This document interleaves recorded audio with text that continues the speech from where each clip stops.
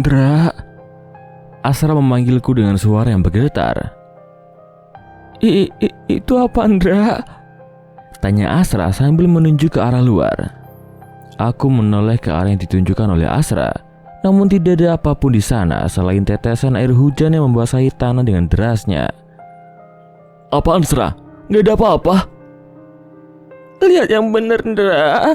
Itu kenapa ada orang-orang tanpa kepala di sana? Orang tanpa kepala? Gak ada apa-apa, Mit. Mereka semua nenteng bangkai hewan, Dra. Kepala monyet, kepala kambing. Mereka apaan, Dra? Dra, tutup, Dra. Tutup pintunya. Mereka kesini, Dra. Assalamualaikum warahmatullahi wabarakatuh. Jumpa lagi di channel Latar Misteri Official. Tentunya masih bersama saya, Melvin Caraka, selaku murid dari Guru Kang Selamat. Untuk kali ini, Melvin akan melanjutkan kisah dari Mas Dioseta yang berjudul Cetek Badung. Cerita ini sebenarnya agak rumit ya, karena ini berasal dari luar Pulau Jawa, tepatnya di Pulau Bali.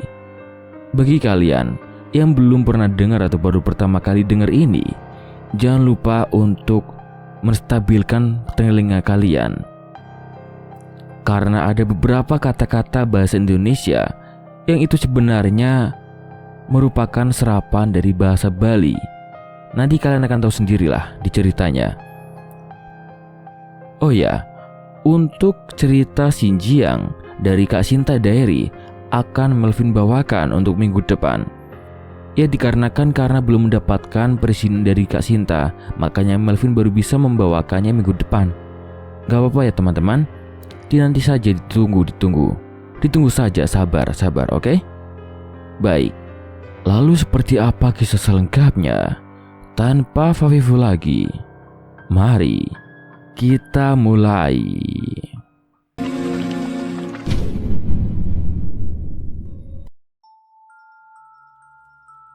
Bertahan hidup di ibu kota dengan status sebagai mahasiswa nekat bukanlah hal yang mudah. Bukan masalah mahalnya biaya hidup di sini, tapi kadang sedikit sulit untuk membedakan antara kebutuhan hidup dan gaya hidup. Hal inilah yang kadang membuat mahasiswa perantauan nekat menyerah di tengah jalan karena tidak mampu mengikuti gaya hidup mahasiswa di kota ini. Surya, lu di dalam kan? Tanyaku sembari mengetuk pintu kamar kos yang tak jauh dari kamarku. Londra, kenapa pagi-pagi gini? Tanya Surya masih dengan wajah kasurnya. Tanggal, Ndra, tanggal. Udah disuruh narikin uang kos nih. Ucapku yang sejak tahun lalu memang dititahkan oleh ibu kos untuk mengurus pembayaran kamar. Berapa? 370. Nih. Ucapnya sembari mengeluarkan 4 lembar 100 ribuan yang sepertinya memang telah ia siapkan. Udah kembali buat lu aja. Ongkos kemarin sering nitip beli nasi goreng. Tambah Surya. Serius, Sur? Iya, santai aja. Gua udah bawa kembalian nih. Alah, gak usah basa-basi. Senang juga kan lu? Balasnya juga mengerti gaya bercandaku. Aku tertawa membalas perkataannya dan berterima kasih. Aku pun melanjutkan ke kamar berikutnya. Dalam waktu 3 hari, aku sudah menyelesaikan tugas ibu kos untuk menagih 18 kamar. Akhirnya aku bisa menghadap ke ibu kos dengan bangga kali ini.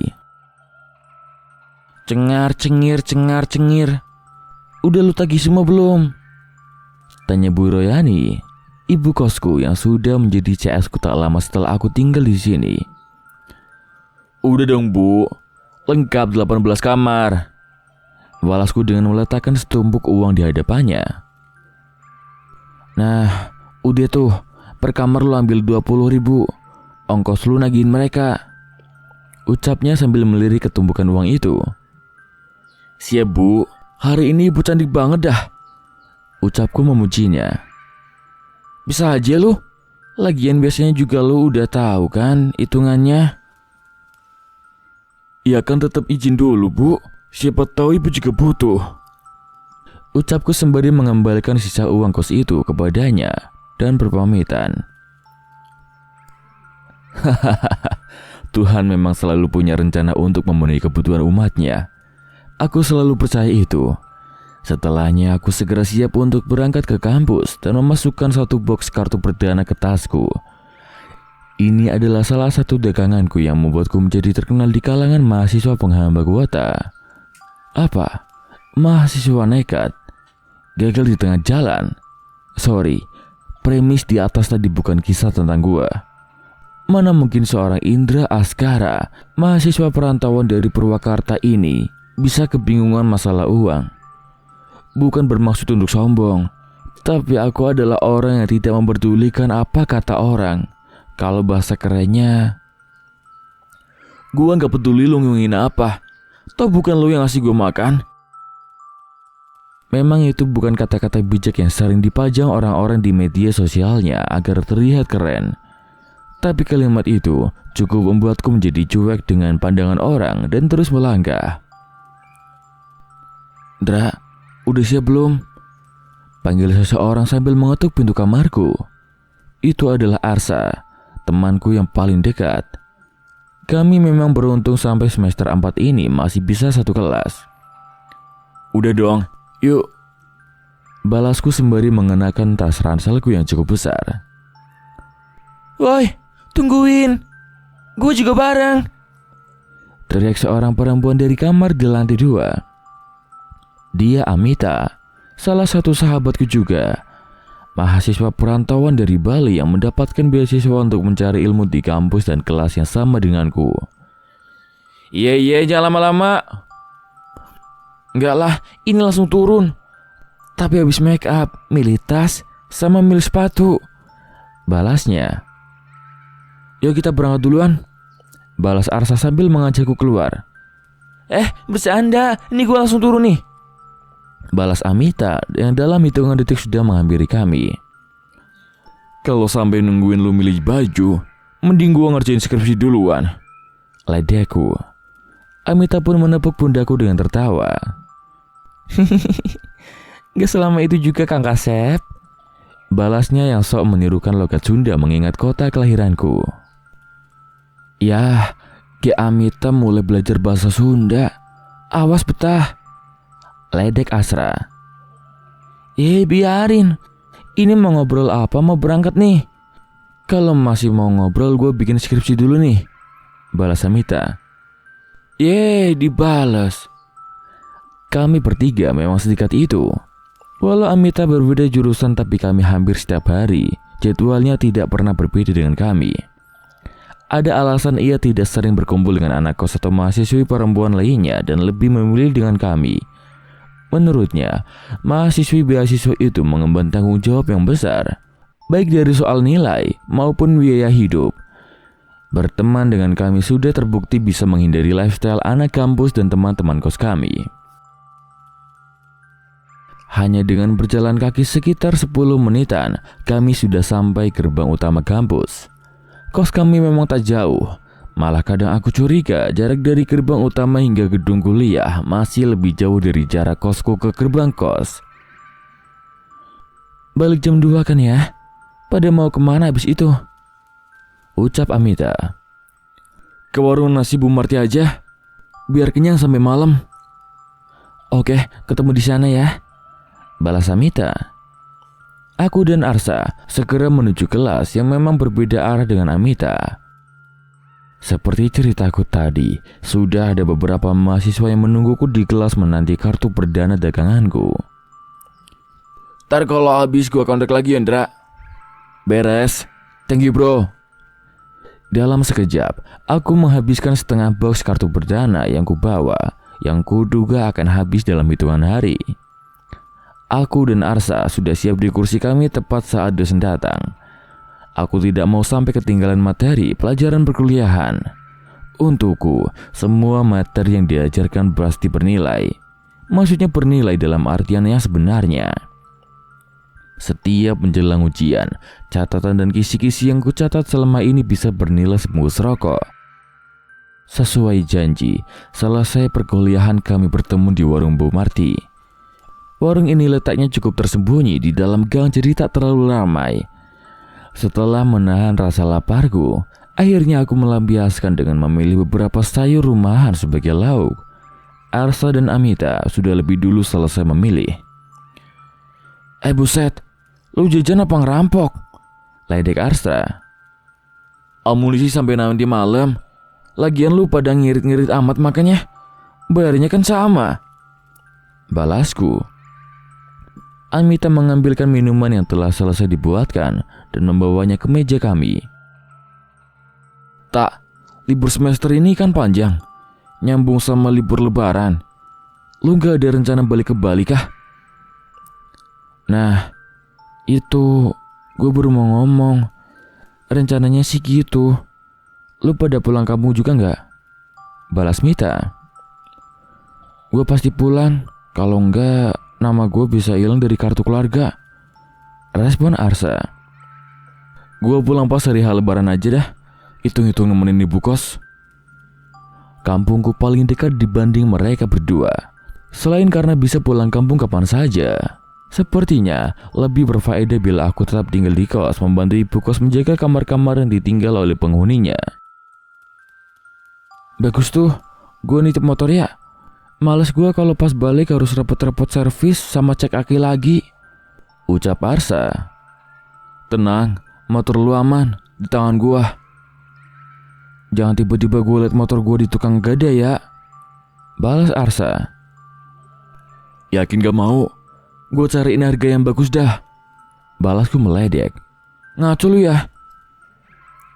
Seusai makan dan berbincang tidak jelas itu, kami kembali ke kos.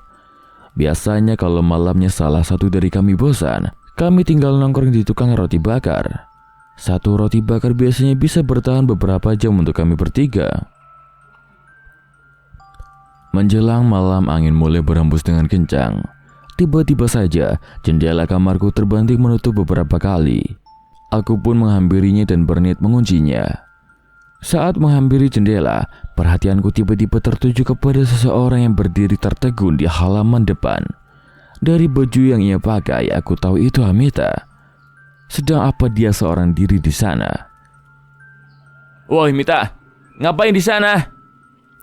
Panggilku, tapi ia tak merespon sama sekali dan hanya berdiri di tengah kencangnya angin yang berhembus. Pikirku mungkin ia sedang menunggu seseorang. Aku pun kembali menutup jendelaku dan bersiap berbaring lagi memainkan telepon genggamku.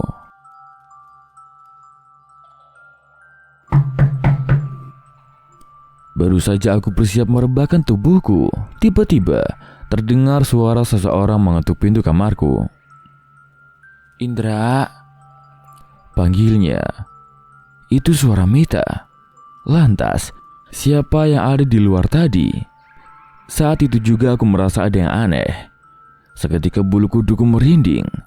Aku belum pernah merasa seperti ini di kos ini. Indra, suaranya terdengar lirih tidak seperti biasanya. Dengan perasaan ragu, aku pun membuka pintu. Dan benar, memang itu benar Mita. Tapi wajahnya terlihat pucat, matanya menguning dan seperti ada bekas air mata yang mengalir di pipi. Indra, aku gak mau mati. Suara ketukan pintu terdengar membangunkanku dari tidurku. Aku terbangun dengan keringat yang mengucur deras dan jantung yang berdegup kencang. Mimpi. Jadi yang barusan itu tadi mimpi. Belum sempat berpikir panjang terdengar lagi suara ketukan di pintu kamarku. Ndra, tidur lu Ndra. Itu suara Arsa. Aku pun segera membukakan pintu untuknya.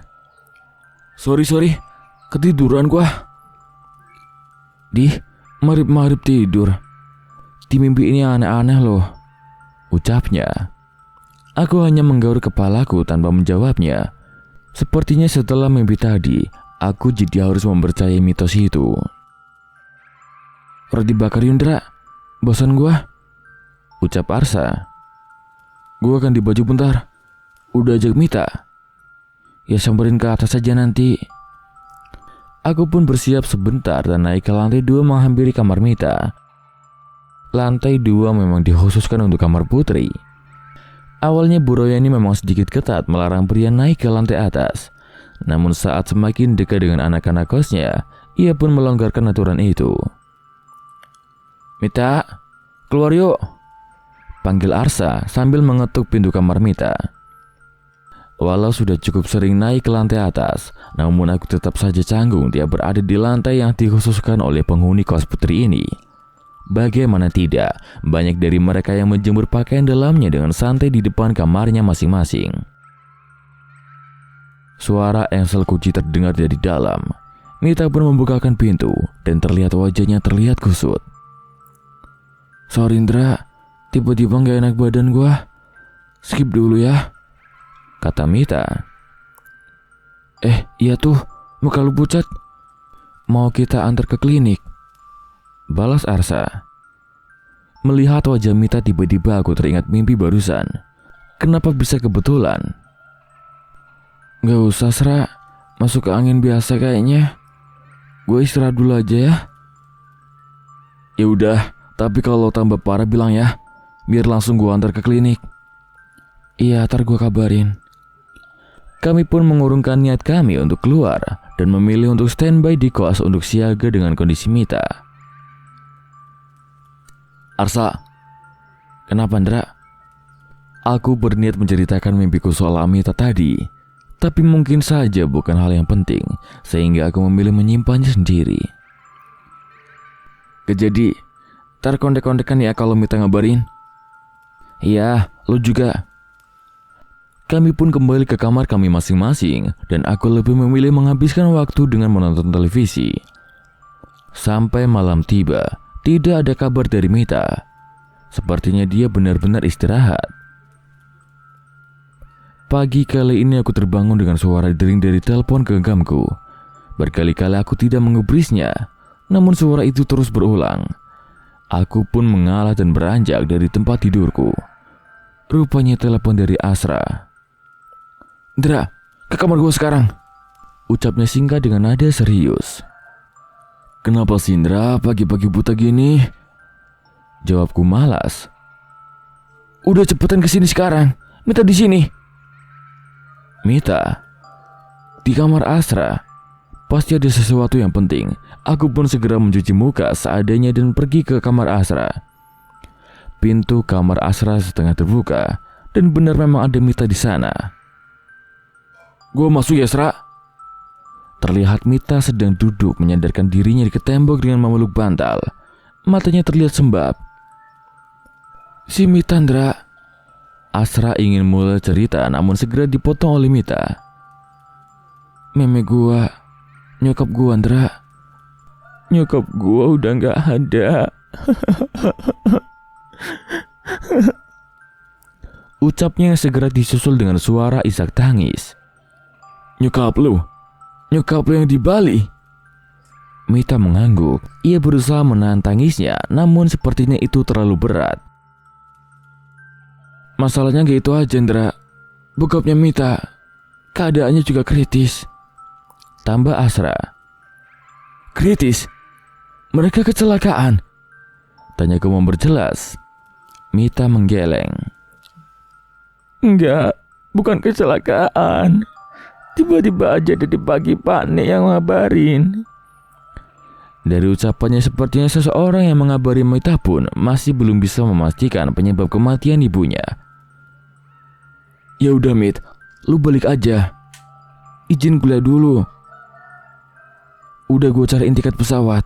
Adanya jam 1 siang. Gimana?" balas Asra. Sekarang masih jam 6 pagi. Bila kami berberes secepatnya, kemungkinan masih bisa kekejar untuk sampai di bandara sebelum jam 12. "Iya, ambil itu aja. Masih sempet kok. Sekalian buat gue Sra. Biar gue nemenin Mita, nanti gue transfer." "Lu mau ikut?"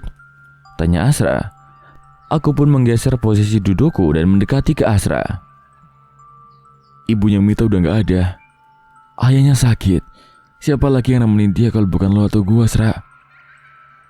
Asra pun segera mengerti maksudku. Ia segera meminta data KTP kami dan memesankan tiket pesawat melalui aplikasi di telepon genggamnya. Udah nih, siap-siap. Jam 10 kita harus berangkat dari sini. Kita? Iya, gue ikut. Pasti nggak bakal tenang gue kalau di sini.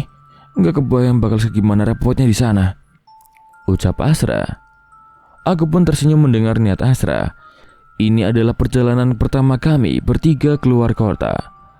Setelah ini aku harus menghitung sisa tabunganku dan menelepon orang tuaku untuk pamit. Aku tahu mereka pasti akan mengerti bila aku jelaskan. Maafin gue ya Indra, Sra. Gue gak tahu lagi harus minta tolong ke siapa. Shh, udah tenang aja. Yang penting lu tenangin diri dulu sambil siap-siap.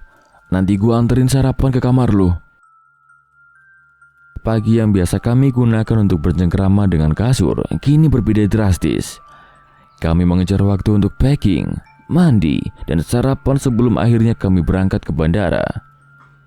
Beruntung, siang itu lalu lintas tidak terlalu padat.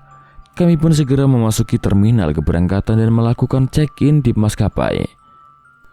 Sebenarnya sepanjang perjalanan aku merasakan Mita tidak hanya sedih. Ia seperti memikirkan sesuatu yang seolah membuatnya bimbang. Namun, semua itu terjawab ketika kami bersiap memasuki gate boarding. Tiba-tiba Mita menarik bajuku seolah ragu untuk berangkat. Dera, Sra, ada yang belum gue ceritain, ucap Mita dengan hidungnya yang masih merah setelah menangis cukup lama. Kenapa tak? Gua mimpi sebelum gue dapat kabar nyokap meninggal. Gua mimpi aneh.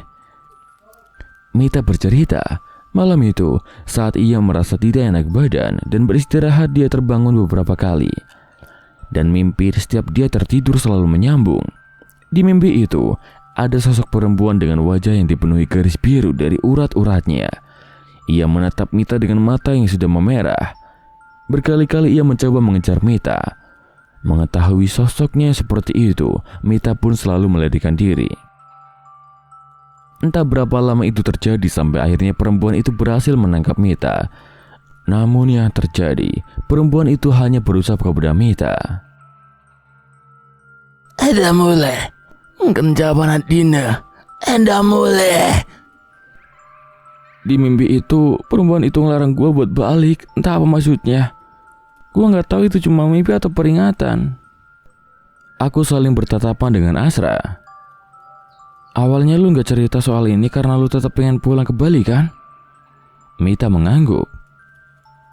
Ya udah, urusan kita sama keputusan lu, bukan mimpi lu lagi. Ayo, jalan, ucapku melengkapi maksud pertanyaan Asra. Ini pertama kalinya aku menaiki kendaraan yang sering diumpamakan dengan nama burung besi ini. Mungkin kalau bukan karena darurat, aku akan lebih memilih naik bus dengan harganya bisa 5 kali lebih murah dari pesawat. Dan satu lagi, beruntung ada Asra yang sudah pengalaman dengan perjalanan udara. Kalau tidak, mungkin aku sudah seperti orang bodoh di bandara tadi. Birunya lautan dan berbagai pegunungan terlihat dengan indah dari jendela. Seandainya ini bukan perjalanan darurat, mungkin aku bisa lebih menikmati perjalanan ini. Namun sama seperti yang lain, mungkin pikiran kami semua sudah terpaku pada apa yang harus kami lakukan di tempat Mita nanti. Setelah mendarat, kami pun melanjutkan perjalanan kami dengan menggunakan taksi bandara. Ternyata desa Mita terletak di utara Pulau Bali yang membutuhkan waktu beberapa jam dari bandara. Kami turun di desa rumah orang tua Mita tinggal. Bukan desa seperti yang kubayangkan berisi rumah adat Bali. Ternyata rumah-rumah di desa Mita sudah mengikuti perumahan sekarang. Hanya saja ciri khas arsitektur rumah Bali tetap dibangun dengan halaman yang mengelilingi rumahnya. Terlihat dengan adanya kuil kecil tempat meletakkan canang atau sesaji yang biasa disebut sanggah. Kedatangan Mita disambut dengan wajah haru kerabatnya yang menunggu di sana. Gek, maafkan Pak Nekmu ini, Gek, ucap seseorang bapak yang cukup berumur yang air matanya menetes lagi ketika melihat Mita. Udah Pak Nek, yang mau belajar ikhlas, jawab Mita. Belum sempat mereka berbincang lebih dalam, kami melihat pemandangan yang sama sekali tidak kami duga. Tidak hanya ada satu jenazah di sana, ada 4 jenazah yang dibaringkan bersama dengan Ibu Mita.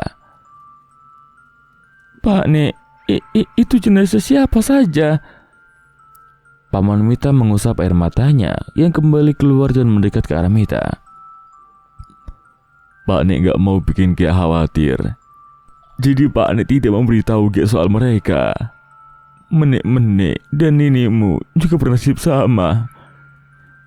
Akhirnya aku tahu mengapa Paman Mita hanya mengabari seadanya tentang kepergian ibunya Mita. Rupanya istrinya juga bernasib sama dengan ibunya. Aku tidak menyangka akan melihat hal seperti ini. Wajah Mita terlihat semakin syok. Aku hanya bisa mengelus punggung Mita.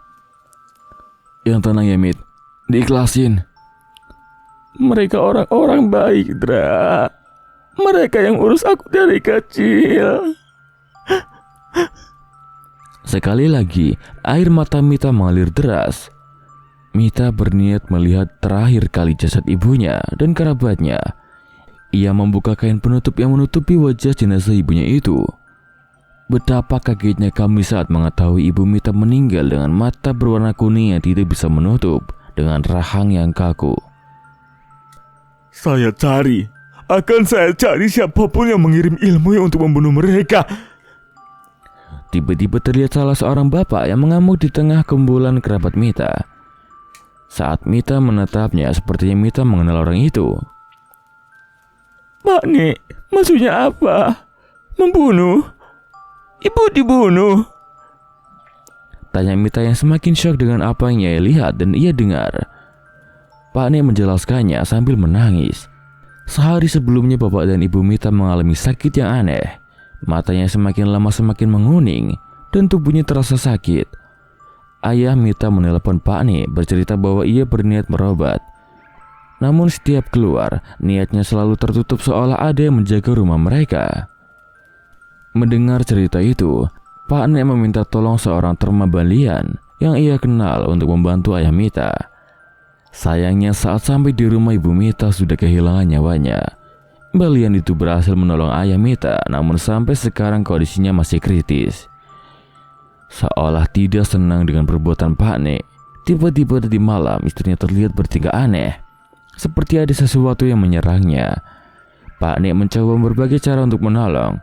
Sayangnya, hanya dalam hitungan menit, istrinya meninggal dengan wajah yang ketakutan.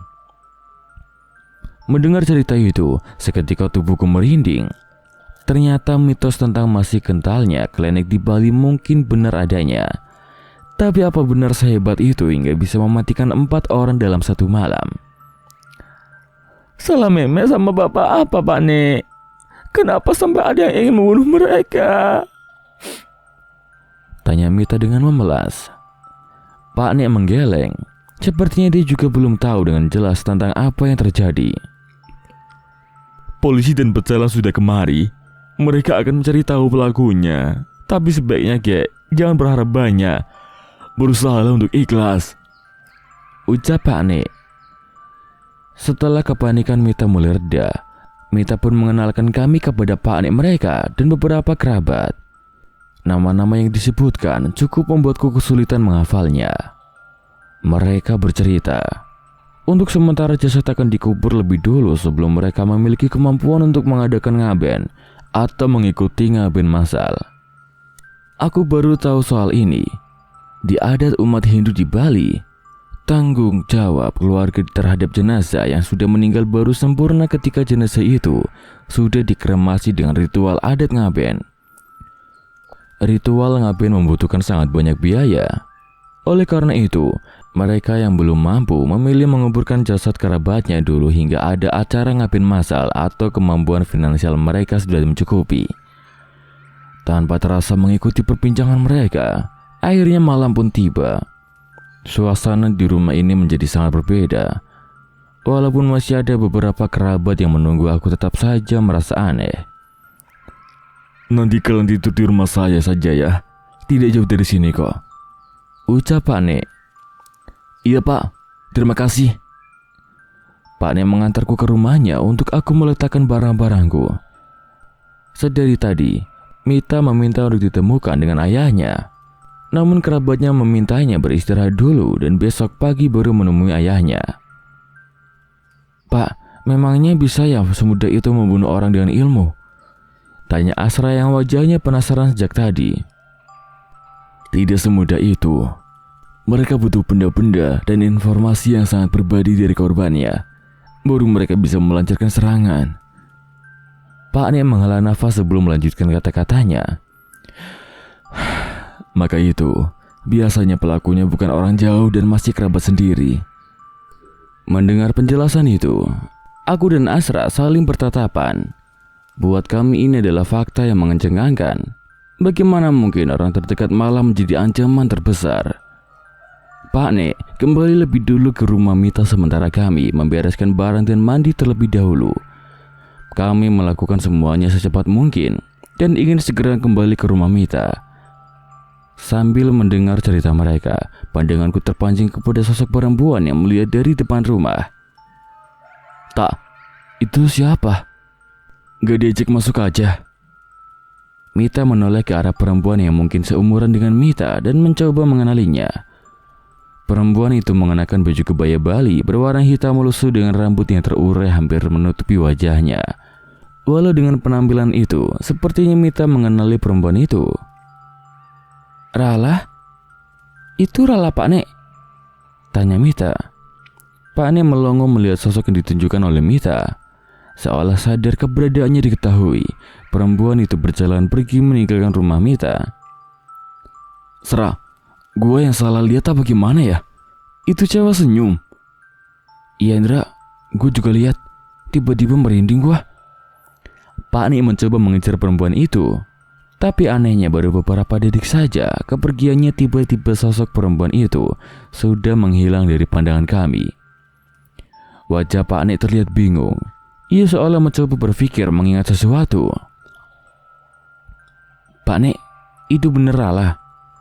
Tanya seorang kerabat yang penasaran. Tidak tahu, sudah hilang saja wujudnya. Itu Rala Pak Ne, Tiang ingat wajahnya, ucap Mita.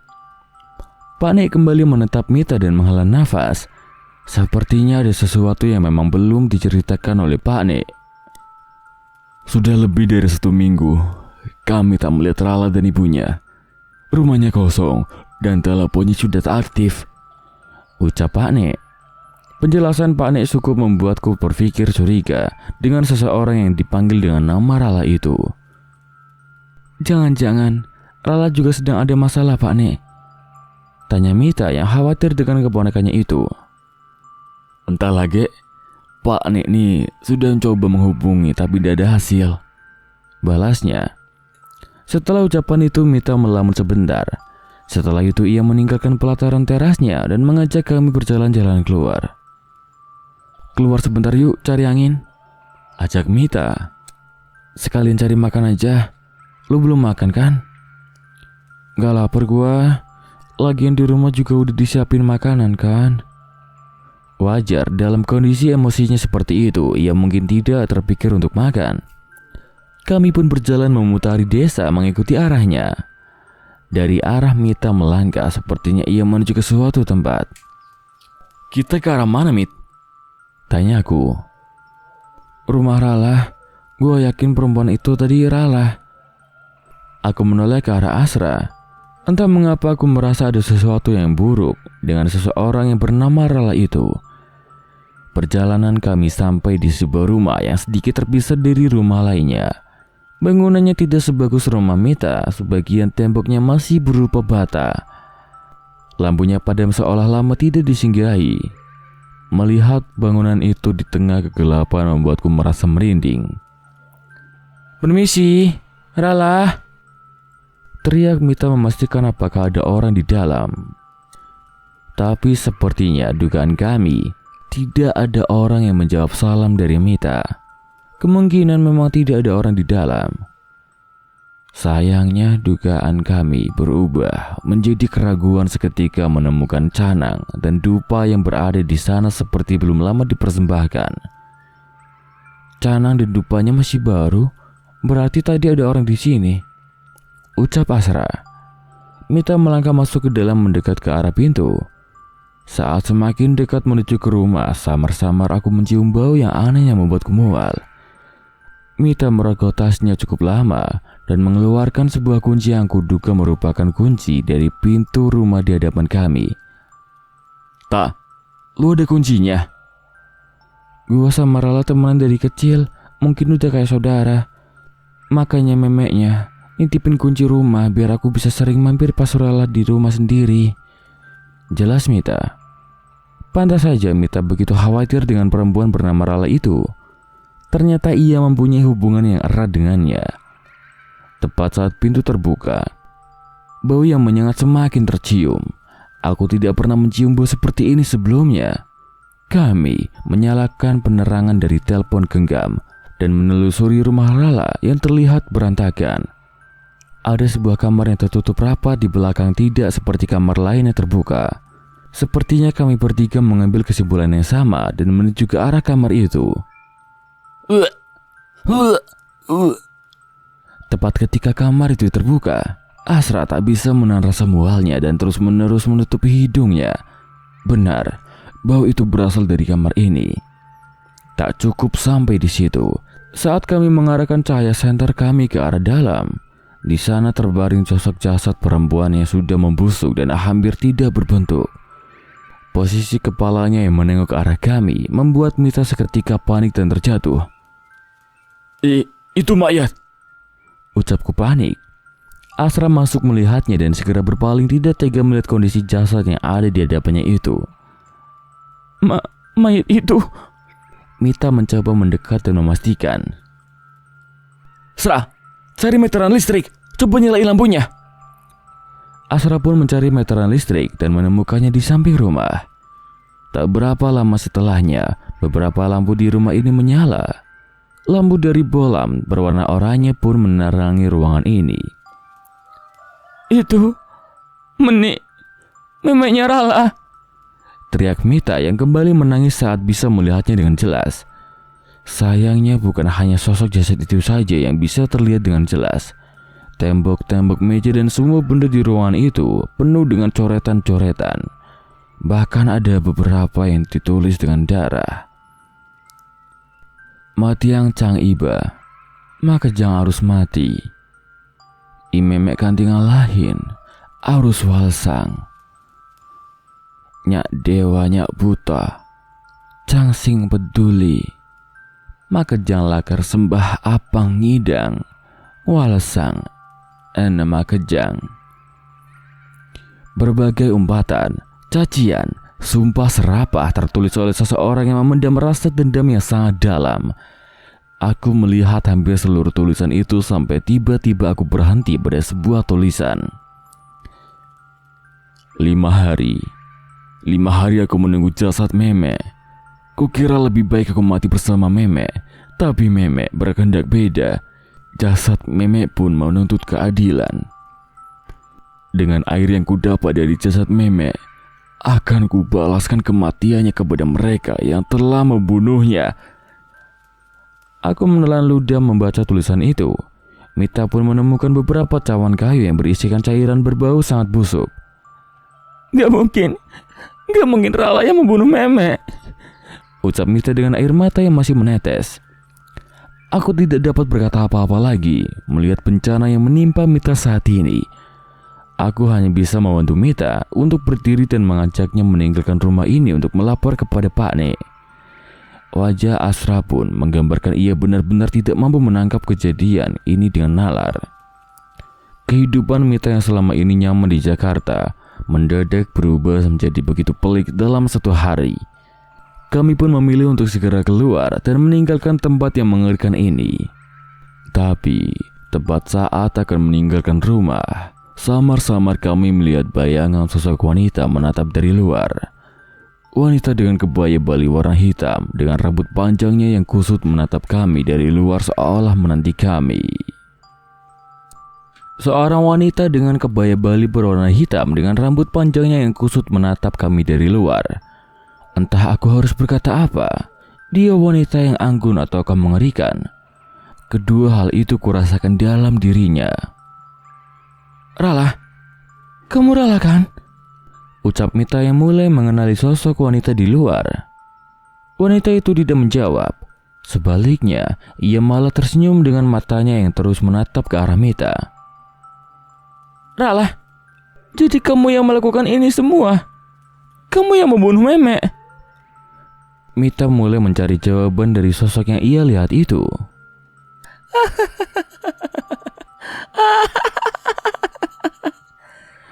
Seketika Rala tertawa tak terkendali sembari mengacak-acak rambutnya. Matanya melotot seperti kesetanan. Semua akan mati. Kusisakan ayahmu untuk menyaksikan hingga akhir. Dia pantas mendapatkannya. Teriak Rala meluapkan seluruh emosinya. Mita yang sudah tidak tahan segera melesat keluar mencoba mendekati Rala. Namun tiba-tiba listrik rumah Rala tempat kami berada saat ini kembali mati.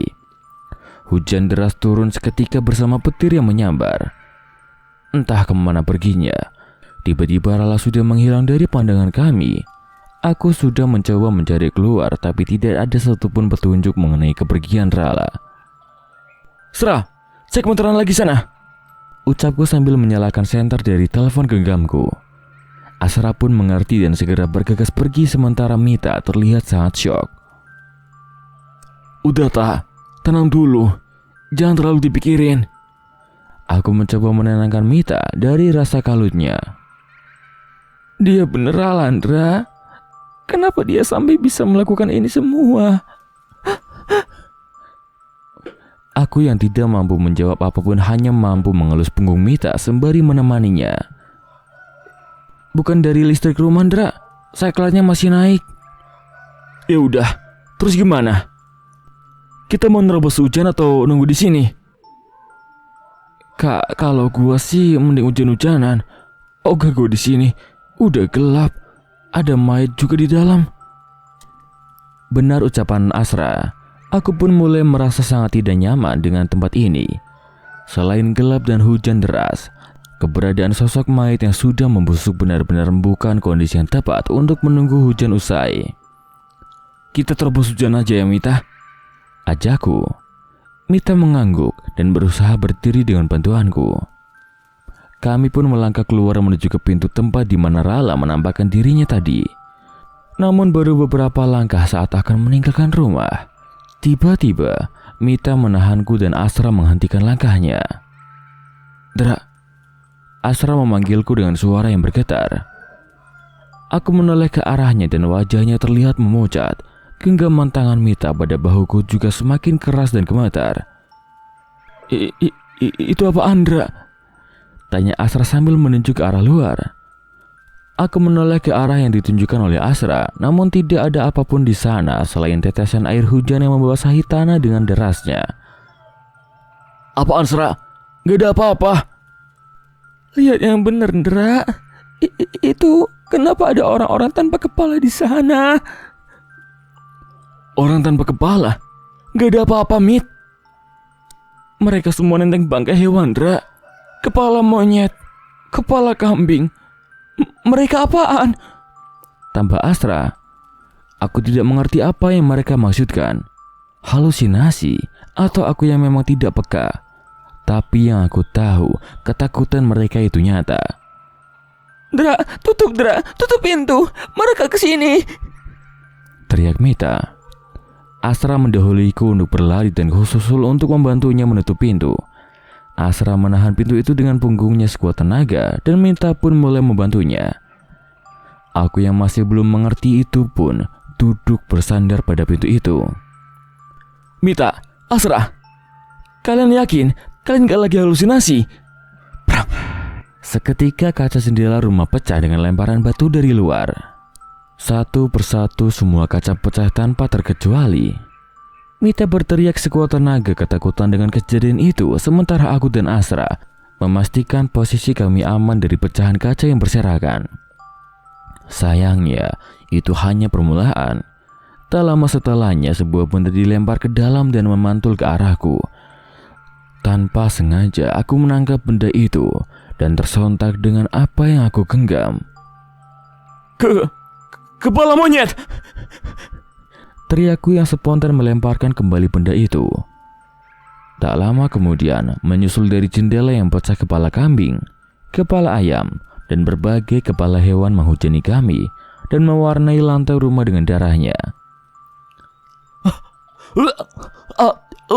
Jadi yang kalian lihat tadi beneran Landra, sejelas itu. Protes Asra. Aku pun masih penasaran dan sedikit mengintip dari kaca jendela yang pecah tadi.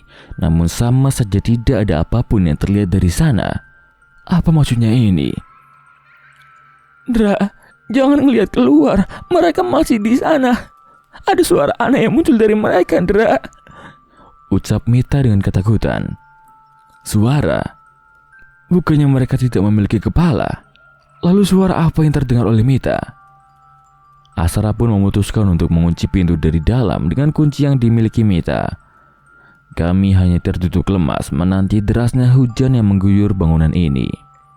Setiap kami merasa keadaan sudah mulai tenang, tiba-tiba ada kepala hewan yang dilemparkan masuk ke dalam rumah. Mita, coba hubungi Pak Nekmu. Minta tolong jemput kita di sini. Sudah, Andra, sudah. Dari tadi gue coba telepon, gue kirim pesan, tapi gak ada respon dari dia. Duh, kenapa bisa gak dijawab sih? Bukannya mereka standby di rumah Mita? Ucap Asra kesal. Mendengar jawaban itu, aku teringat ucapan Rala tadi. Jangan-jangan terjadi sesuatu juga pada Pak Nekmu. Asra dan Mita menoleh perlahan ke arahku. Mereka mulai merasa sepaham denganku. Terus gimana? Kita mau terus di sini? Mereka masih di luar, Ndra. Mereka mengelilingi rumah ini. Kita cuma bisa nunggu mereka pergi. Atau pagi datang lebih dulu, Ndra. Tambah Asra. Aku tidak bisa berpikir lagi. Saat ini, pecahan kaca dan kepala hewan yang berserakan berada di ruangan ini membuatku ingin segera pergi.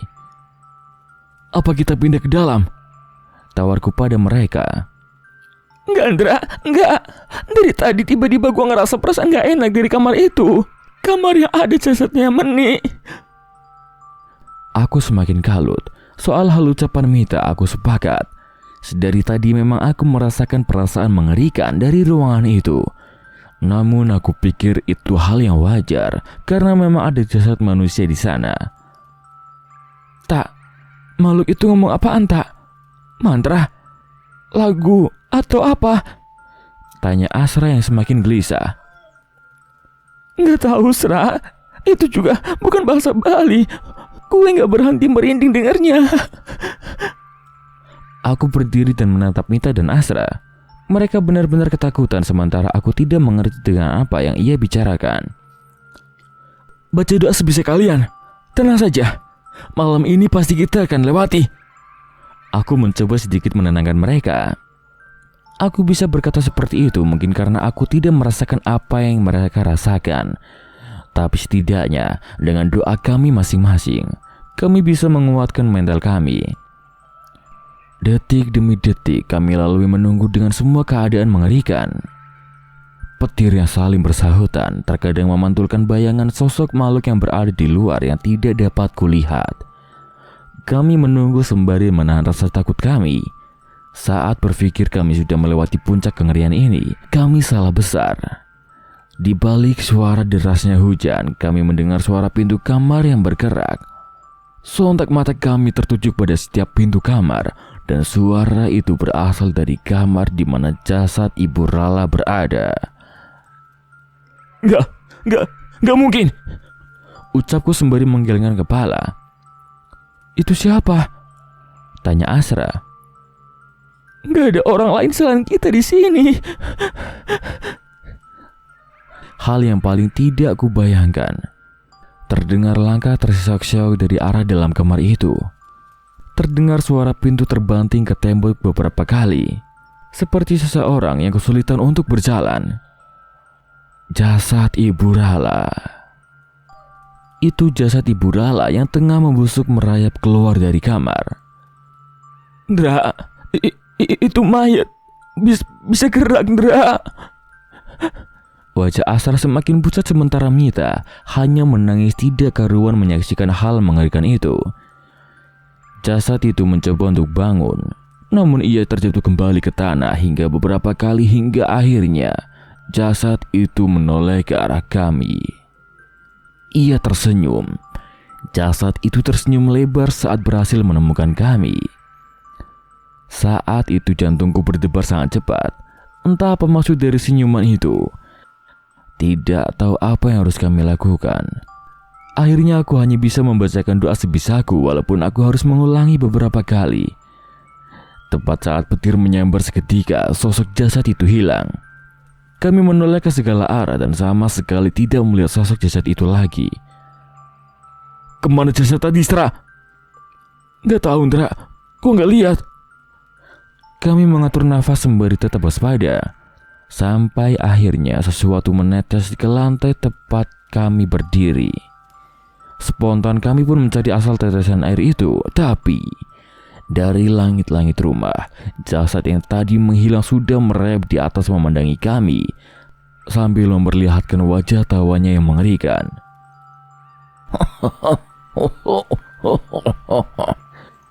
Tawanya terdengar aneh dengan kerongkongan yang mungkin telah rusak dimakan belatung.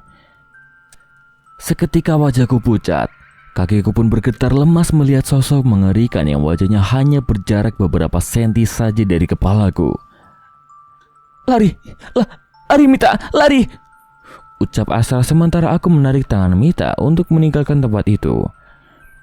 Tepat saat kami pergi, jasad itu terjatuh di lantai.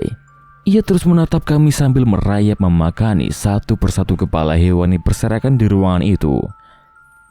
Aku mencoba menahan mual melihatnya. Perlahan kami menjauh dari makhluk itu ke arah dalam rumah menghindari semua kengerian itu. Ndra, panggil Asra berbisik. Aku segera menoleh ke arahnya. Ia terlihat terpaku menatap ke dalam kamar. Lihat itu, Ndra. Mita. Kami menoleh ke dalam kamar. Saat itu juga bulu kuduk kami kembali merinding. Posisi kamar itu masih sama persis seperti saat kami keluar tadi, dan jasad itu masih terbaring mengenaskan di kamar. Jadi, Stra, makhluk yang menyerupai jasad itu apa? Tanya Mita yang semakin cemas. Seolah menyadari tingkah laku kami, tiba-tiba sosok yang menyerupai jasad itu menghampiri kami sambil merayap memuntahkan berbagai darah yang ia hisap dari kepala-kepala hewan itu. Lari, kita harus lari. Kita terobos saja makhluk di luar. Ajakku yang merasa panik saat mengetahui makhluk itu mendekat. Makhluk di luar banyak, Ndra. Gimana cara kita kabur? Balas Asra panik. Aku pun menarik mereka ke dapur mencoba memeriksa pintu belakang. Namun ekspresi Asra dan Mita mengatakan bahwa kondisi di luar jauh lebih berbahaya. Belum sempat memikirkan cara lain, tiba-tiba sosok itu sudah merayap semakin cepat menghampiri kami di dapur. Ndra, kita terpojok, Ndra. Di hadapanku hanya terlihat satu makhluk menyeramkan. Namun mengapa saat itu aku merasa ada makhluk lain yang mengikuti makhluk itu seolah menatapku dari seluruh penjuru ruangan ini.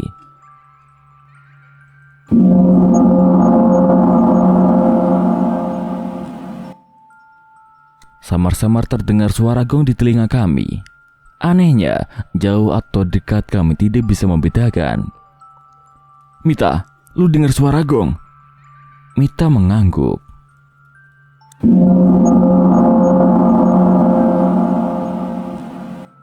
Suara itu terdengar lagi bersamaan teriakan makhluk yang menyerupai jasad Ibu Rala. Sepertinya suara gong itu membuat makhluk itu tak nyaman. Ia berteriak gila setiap mendengar gong itu. Mita dan Asra pun mengatakan sosok di luar terlihat bingung dan perlahan menghilang. Ini suara gong dari mana? Ucapku kagum. Mungkin ada balian yang berusaha menolongin kita. Ucap Mita menebak. Benar saja, setiap gong itu terdengar membuat makhluk itu perlahan menghilang dari hadapan kami. Dan terdengar langkah mendekat ke arah rumah ini dari luar. Saat itu juga kami berlarian menuju keluar dan membuka pintu untuk beberapa saudara Mita bersama Balian dan Pecalang yang sepertinya membantu mereka. Mita, kamu gak apa-apa? Tanya seseorang yang sepertinya masih saudara Mita. Mita mengangguk sembari berusaha menghapus sisa air matanya. Maaf Bli, ada jasad di kamar itu. Ucapku berusaha memberitahu mereka. Mereka pun mengecek kamar itu dan tercengang melihat kondisi kamar yang benar-benar mengerikan itu. Bagaimana kalian bisa masuk ke rumah ini? Tanya salah seorang pecalang. Ini rumah Rala. Ibunya sempat menitipkan kunci rumah ini kepada Mita, teman kecil Rala. Kami kesini karena Mita khawatir dengan Rala dan sama sekali tidak menyangka bahwa akan menemukan hal seperti ini. Jelas Asra menggantikan Mita untuk bercerita. Sepertinya penjelasan singkat Asra sudah cukup untuk mereka. Pak Nek, bagaimana keadaan Pak Nek? Tadi Mita telepon tidak ada jawaban. Tanya Mita khawatir. Tadi di rumahmu juga ada kejadian. Pak Nekmu terkena serangan, namun ia selamat. Sekarang ia masih menenangkan diri. Ucap pecalang itu. Wajah lega terpampang di wajah kami. Saat itu juga kami memutuskan untuk menerobos hujan yang mulai mereda untuk kembali memeriksa keadaan Pak Ni. Selama perjalanan aku pun menceritakan keberadaan jasad di kamar itu pada mereka dan tentang hal yang hanya dapat dilihat oleh Asra dan Mita tadi. Mereka terlihat tidak heran. Mungkin saja kejadian yang dialami Pak Ni tidak jauh berbeda dengan yang kami alami. Benar Pak Ni, terjadi sesuatu pada mereka. Ucap seorang Balian yang menolong kami tadi.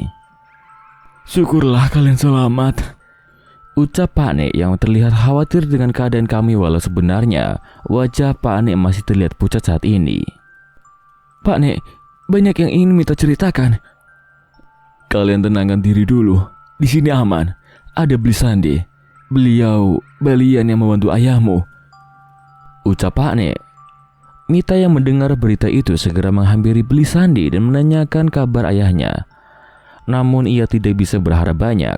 Ayahnya masih belum sadar dan saat ini ada temannya yang menjaga di rumah sakit.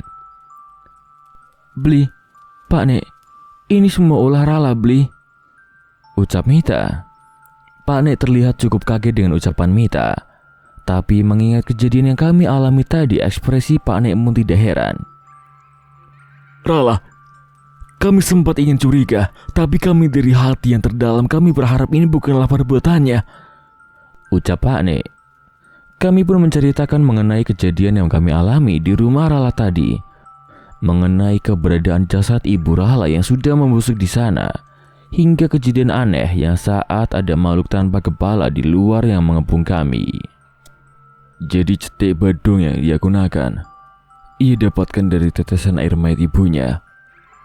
Ucap Blisandi dengan wajah kasihan. Memang benar, aku tidak bisa membayangkan bagaimana kesedihan Rala saat mengetahui kematian ibunya. Terlebih ibunya mati dengan tidak wajar. Membayangkan ia mengurung diri berhari-hari di kamar bersama jasad ibunya itu benar-benar membuat hatiku seperti merasa teriris. Maafkan bila saya lancang, tapi Rala melakukan itu semua karena ingin membalaskan dendam kepada seluruh keluarga Mita. Apa kematian Ibu Rala ada hubungannya dengan orang tua Mita atau kerabatnya? Tanya Asra. Pak Nek sedikit memalingkan wajahnya seolah belum yakin untuk bercerita. Namun kejadian hari ini benar-benar memaksa siapapun di tempat ini untuk tidak menyimpan rahasia. Yang saya tahu, keluarga kami tidak ada yang berniat jahat terhadap Rala atau ibunya. Tapi memang dulu kami sedikit berhati-hati dengan mereka, terutama saat mengetahui bahwa Ibu Rala adalah seorang melek. Jelas Pak Nek. Melek? Tanyaku bingung. Di Bali, melek adalah sebutan untuk beberapa orang yang terlahir istimewa dan ada tingkatannya. Kadang berdampak buruk dan kadang justru berguna untuk orang sekitarnya. Mungkin mirip seperti indigo. Jelas Mita. Aku mengangguk mendengarkan penjelasan Mita. Dari tulisan-tulisan Rala, ibunya mati dengan serangan ilmu hitam. Apakah itu benar, Bli? Bli Sandi hanya menghela nafas mendengar pertanyaanku. Walaupun saya seorang balian, tapi saya juga manusia biasa. Saya harus memeriksa kondisinya dulu bersama pihak medis untuk memastikan. Memang masuk akal, anggapan orang umum mengenai seseorang yang memiliki kemampuan kadang menuntut mereka untuk melakukan hal yang sebenarnya tidak bisa dia lakukan. Sekarang, lebih baik kalian istirahat. Besok kita harus menguburkan jasad Ibu Mita dan lainnya. Dan satu lagi, cetek itu hanya bisa menyerang seseorang yang kondisinya sedang lemah. Jadi sebisa mungkin juga kondisi kalian dijaga dengan baik-baik. Peringat Bli Sandi. Aku setuju, saat ini tubuhku terlalu lelah dan mataku terlalu berat. Malam yang hanya tersisa sedikit ini harus bisa kami manfaatkan untuk melepas seluruh rasa lelah kami. Mita memutuskan untuk tidur di rumahnya ditemani saudara perempuan yang lainnya. Aku dan Asra kembali ke rumah Pak Nek untuk secepat mungkin meletakkan kepalaku dan melewati malam ini. Cukup banyak ritual yang dilakukan oleh Mita dan saudara-saudaranya sebelum akhirnya menguburkan jenazah ibunya. Aku dan Asra hanya memantau dari jauh sembari sesekali membantu apa yang kami bisa. Setelah melihat hal ini, aku sangsi apakah Mita akan kembali bersama kami ke kampus. Kalau gue jadi Mita, mungkin gue gak bakal ikut balik ke Jakarta, Sra. Iya, Ndra. Gue juga ngerti kalau dia sampai mutusin kayak gitu. Apalagi kondisi bokapnya masih belum stabil. Melihat prosesi ini, aku membayangkan bagaimana seandainya ayah Mita bisa kembali pulih dan ia mengetahui istrinya telah meninggal dan ayah Mita tidak mampu mengantarnya sampai ke peristirahatan terakhirnya. Entah sesakit apa perasaannya saat itu. Lewat tengah hari, barulah Mita sudah selesai dengan acara pemakaman. Ia terlihat anggun dengan baju adat Bali yang ia kenakan. Namun kebaya hitam yang ia kenakan masih menggambarkan kesedihan dalam dirinya. Saat aku terpaku dengan Mita, wajah Asra terlihat aneh dengan memandang sesuatu di belakang Mita. Sra, lu kenapa? Iya, kenapa Asra? Tambah Mita. Asra tetap terpaku ke arah itu. Ia seolah ingin berlari ke sana. Aneh, masa nggak ada yang lihat orang itu? Ucap Asra. Aku dan Mita pun menoleh ke arah ia menatap. Ada sekumpulan kerabat Mita, namun aku yakin yang dimaksudkan Asra bukan itu. Tapi rupanya responku berbeda dengan Mita. Mita melihat menelan ludah dan wajahnya terlihat cemas. Sra, orang itu nenteng kepala kambing? Tanya Mita. Sontak aku menoleh ke arah Mita. Sekali lagi aku tidak bisa menyadari keberadaan seseorang yang dilihat oleh mereka berdua. Iya tak, dan gak ada orang yang curiga. Padahal jelas itu bukan pemandangan yang wajar kan? Balas Asra. Sepertinya kali ini mereka lebih berani dengan adanya orang lain di sekitar kita dan memutuskan untuk menghampiri orang itu. Baru beberapa langkah berjalan, tiba-tiba kami terhenti dengan sosok seseorang yang menghadang kami. Bli Sandi? Aku tahu apa yang kalian lihat. Jangan dekati makhluk-makhluk itu. Tapi Bli, mereka itu siapa? Bahkan di rumah Rala, mereka tidak memiliki kepala. Saya masih belum tahu dengan pasti. Kemungkinan mereka adalah perwujudan ilmu hitam dari orang yang jahat terhadap keluarga Mita. Perwujudan ilmu hitam bisa berwujud seperti manusia. Gila, aku tidak mengerti tentang situasi ini. Bli Sandi mengaku belum bisa melakukan apa-apa terhadap makhluk itu. Yang ia bisa saat ini hanyalah menjaga keluarga Mita yang tersisa dari serangan orang-orang yang mengincarnya.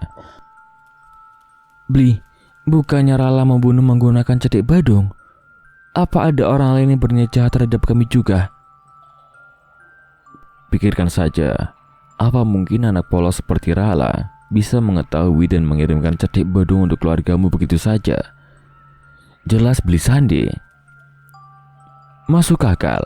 Saat itu juga aku berpikir bahwa ada sosok yang membantu Rala untuk mengirimkan ilmu-ilmu itu kepada keluarga Mita. Sebenarnya cetek badung itu apa? Apa sebegitu mematikannya? Tanya Asra yang masih bingung. Yang gua tangkap sih itu semacam ilmu santet, Sra. Bener nggak, tak? Mita mengangguk dan mencoba membantu menjelaskan. Cetek itu mirip santet, namun wujudnya racun yang tidak berasa, berwarna, dan berbau. Untuk cetek Bandung sendiri berasal dari tetesan air mayat. Ada mantra dan ritual yang harus dilakukan agar tetesan air itu bisa mematikan dan tidak terdeteksi oleh korbannya. Kabar buruknya, kamu dan semua kerabatmu sudah meminum racun itu. Saat ini kita hanya kuat-kuatan antara ilmu Rala dan sosok yang membantunya yang menang, atau kita yang menang, ucap Blisandi. Aku menelan ludah mendengar ucapan Blisandi. Tapi kapan aku terkena cetek itu, Bli? Bukankah saya baru datang dari Jakarta? Banyak cara untuk mengirimkan cetek itu. Salah satunya melalui sosok gaib. Tapi saya tidak bisa memastikannya. Mendadak aku teringat sosok makhluk menyerupai Mita yang terlihat di luar kos dan menghampiriku dengan wajah yang pucat. Sebelum lu sakit di kos kemarin, gua sempat ngeliat sosok mirip lu di luar. Habis itu, sosok itu ngetuk kamar gua, tak. Wajahnya mirip lu dan pucat. Waktu itu, gua kira itu mimpi. Aku mencoba menceritakan apa yang aku lihat sebelumnya. Bisa jadi itu salah satu kirimannya. Sosok itu menyerupai Mita agar mudah mencarinya. Tak banyak lagi perbincangan di antara kami setelah itu. Blisandi pun setelahnya mengajak kami menjenguk ke ayah Mita. Tidak banyak yang bisa dilakukan di sana. Hanya pemandangan Mita yang mendoakan ayahnya dan mencurahkan perasaannya saat ini kepada ayahnya yang hanya membalasnya dengan diam. Sebuah pemandangan yang sangat pilu. Namun Mita cukup tegar. Aku merasakan ia masih ingin berusaha menyelamatkan ayahnya dan mencari tahu tentang mengapa Rala ingin menghabisi keluarganya. Kami pun kembali ke rumah Mita dihantarkan oleh pemandangan langit yang mulai memerah. Tidak banyak perbincangan sepanjang perjalanan kami. Beberapa kali aku membuka pembicaraan, Mita hanya membalas dengan seadanya. Mungkin ia juga terlalu lelah. Tapi keheningan itu terhenti saat sampai di salah satu ujung jalan. Kami terhenti dengan sosok seseorang yang berdiri di ujung jalan itu. Aku belum sempat melihat sosoknya dengan jelas, tapi rasa merinding sudah menyelimutiku saat ini. Saat kami semakin mendekat, sontak tubuh kami bertiga kaku saat melihat sosok itu. Perempuan dengan kebaya hitam berdiri tepat di hadapan kami. Dari bajunya dan bentuk tubuhnya, aku menduga itu adalah Rala. Tapi yang membuat kami bertiga bergidik merinding adalah saat mengetahui itu adalah sosok tubuh Rala yang menggenggam kepala seekor kerbau. Dan sialnya, tidak ada kepala yang menyambung di leher Rala. Kebaya hitamnya sudah bercampur dengan darah dari lehernya. Pemandangan itu terlihat begitu mengerikan bersama langit merah yang seolah membakar dendam Rala. Di tengah kepanikan kami, tiba-tiba sosok itu menghilang tanpa jejak. Kami mencari keberadaan sosok itu, namun sama sekali tidak ada petunjuk. Saat itu juga kami mempercepat langkah kami menuju ke rumah Mita. Dan betapa terkejutnya kami saat mengetahui rumah Mita masih ramai dengan orang. "Pak Nek, ini ada apa? Kenapa semakin ramai?" Mata Pak Nek terlihat berkaca-kaca. Entah sepertinya permasalahan yang rumit baru saja terjadi. "Kamu tenangin diri kamu dulu ya, Mita. Setelah itu kamu bisa melihat ke dalam isi kardus itu." Aku menoleh ke arah sebuah kardus yang dikerubuti oleh beberapa warga. Kira-kira apa isinya sampai bisa membuat Pak Nek gelisah dan warga berkumpul di tempat ini? Rasa penasaran membuat kami bertiga memilih untuk segera mengecek isi kardus itu. Tepat saat melihat isinya, seketika rasanya jantungku ingin segera berhenti. Mita menutup mulutnya dan menangis dengan air mata yang tak lagi dapat ia tahan. Itu adalah kepala Rala. Kardus itu hanya berisi sebuah kepala seseorang perempuan yang semalam kami lihat. Sebuah kepala yang terlihat dengan jelas bahwa matinya tidak tenang dengan mata yang masih terbelalak. Dra, gua nggak kuat lagi, Dra.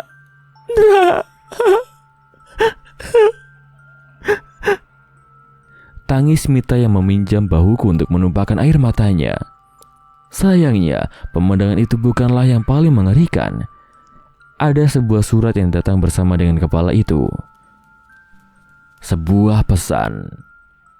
Membacanya sekilas membuatku penasaran apakah yang dilakukan keluarga Mita hingga rela melakukan ini semua.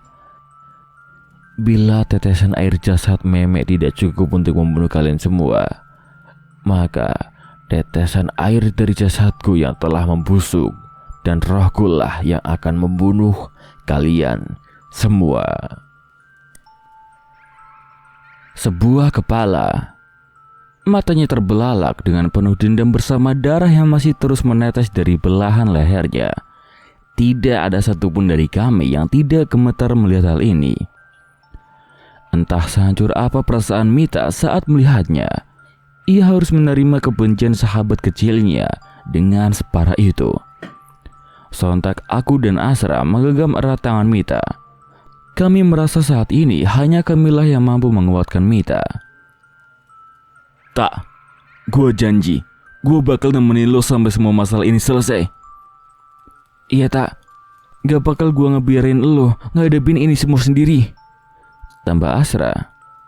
Mita hanya mengangguk sambil terus menghapus air matanya, mencoba menahan isak tangisnya. Saat ini aku yakin kami memikirkan hal yang sama. Setelah kematian Rala, pastilah ada seseorang yang bertugas mengirimkan cetek menggunakan cairan mayat dari tubuh Rala untuk menghabisi Mita dan seluruh keluarganya yang masih tersisa. Serah, kita harus nyari orang itu. Orang yang menggunakan mayat Rala untuk menyerang Mita dan keluarganya. Asra mengangguk setuju. Kami pun menemani Mita hingga ia tenang. Pak Nek dan lainnya pun sangat shock sehingga tidak tahu harus berbuat apa. Tak berapa lama, polisi pun datang ke tempat ini dan meminta keterangan atas kejadian ini. Pemeriksaan berlangsung cukup lama. Walaupun dalam keadaan syok, Mita tetap berusaha koordinatif untuk memberikan keterangan tentang kronologi kejadian yang ia tahu selama ini. Polisi berjanji akan menyelidikinya. Namun kami tahu mereka tidak dapat berbuat banyak dengan hal yang berbau dengan sihir. Serah, gue mau ke rumah Rala lagi, ucapku setelah memastikan Mita sudah beristirahat di kamarnya. Lo gila, Ndra? Gak kapok sama kejadian semalam?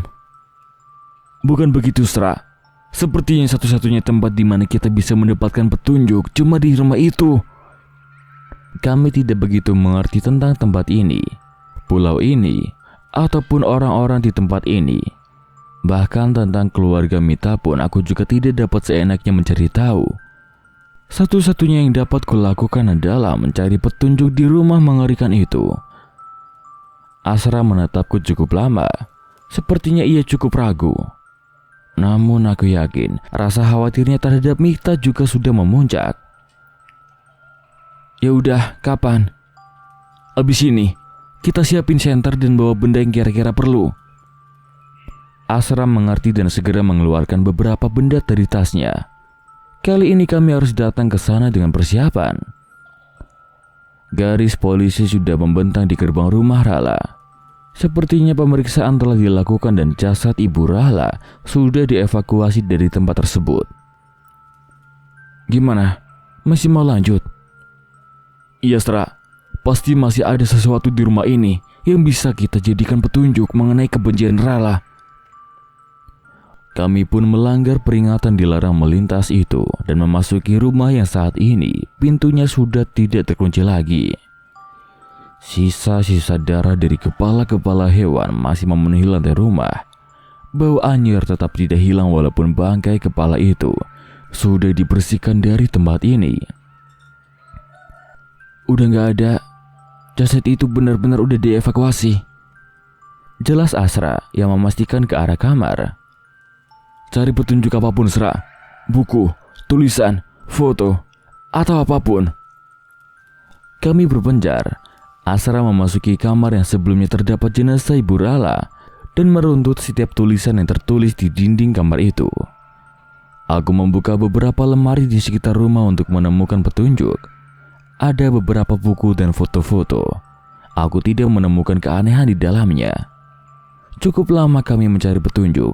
Aku berusaha tidak melewatkan sedikit pun informasi yang bisa kudapatkan dari tempat ini. Dra, kesini sebentar. Panggil Asra tiba-tiba. Aku menghampiri Asra ke dalam kamar. Ia mengarahkan senternya pada sebuah goresan tulisan yang dibuat oleh Rala. Hidup dalam hina atau mati dengan dendam yang terpuaskan. Memek kau sayangi, tubuh memek kau nikmati, memek kau hamili, memek dan aku kau biarkan menderita, dan memek kau bunuh dengan keji. Asra memindahkan lagi cahaya senternya dan menunjuk ke tulisan yang terletak di sisi lain dinding kamar itu. Tidak cukup kau buat memek menderita, bahkan tubuhku pun tidak luput dari nafsu biadabmu. Aku tidak akan pernah lupa setiap helai bajuku yang kau tanggalkan dengan paksa bersamaan pukulan yang kau berikan untuk memaksaku diam. Aku tidak pernah lupa rasa sakit di seluruh tubuhku dari setiap cengkeraman tangan kotormu dan benda menjijikkanmu yang kau masukkan ke kemaluanku. Benda menjijikkan yang juga menjadi penyebab kelahiranku.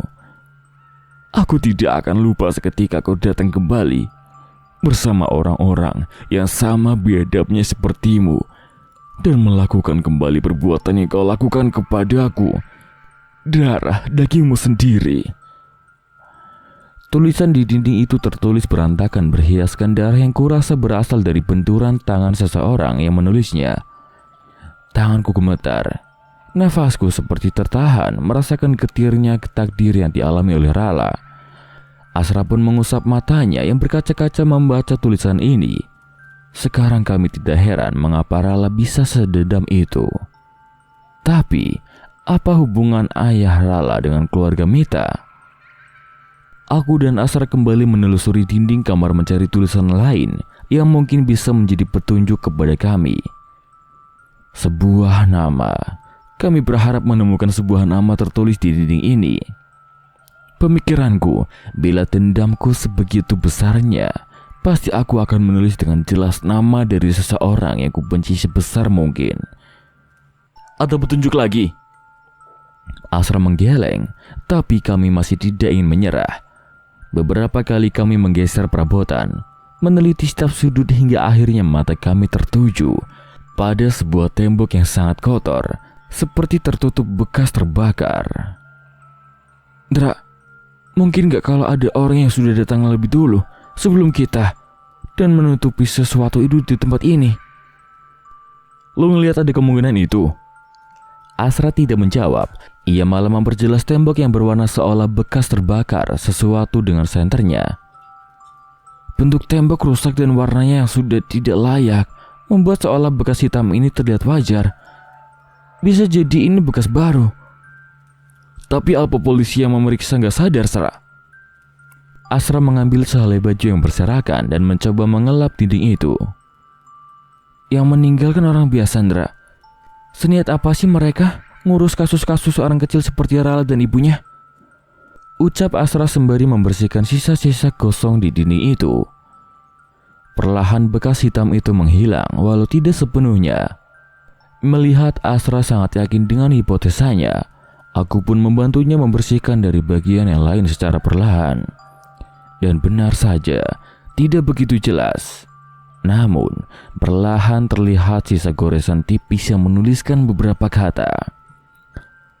Sebuah umpatan yang diakhiri sebuah nama. Sra, namanya nggak asing? Iya, kalau ini benar, masuk akal udah. Kata-kata itu terukir dengan benda tajam seperti pisau. Bahkan bekas terbakar yang tebal tidak mampu menghilangkan ukiran itu. Nama belakang orang itu sama dengan nama belakang Mita. Pantas saja Rala begitu dendam dengan ayah Mita hingga menginginkannya mati paling akhir dengan seluruh siksaan yang ia berikan. Iya, kita jelaskan ke Mita pelan-pelan. Jangan sampai dia tahu dengan kondisi yang membuatnya semakin syok. Kami mengambil beberapa foto yang tertulis di dinding dan menutupnya dengan perabotan berjaga-jaga. Ada yang mengetahuinya sebelum kami memberitahu Mita. Setelah cukup mencari, aku dan Asra meninggalkan rumah itu dan kembali. Awalnya kami ingin beristirahat di rumah Pak Nek. Namun sesampainya di depan rumah itu, tiba-tiba Asra menahanku untuk masuk.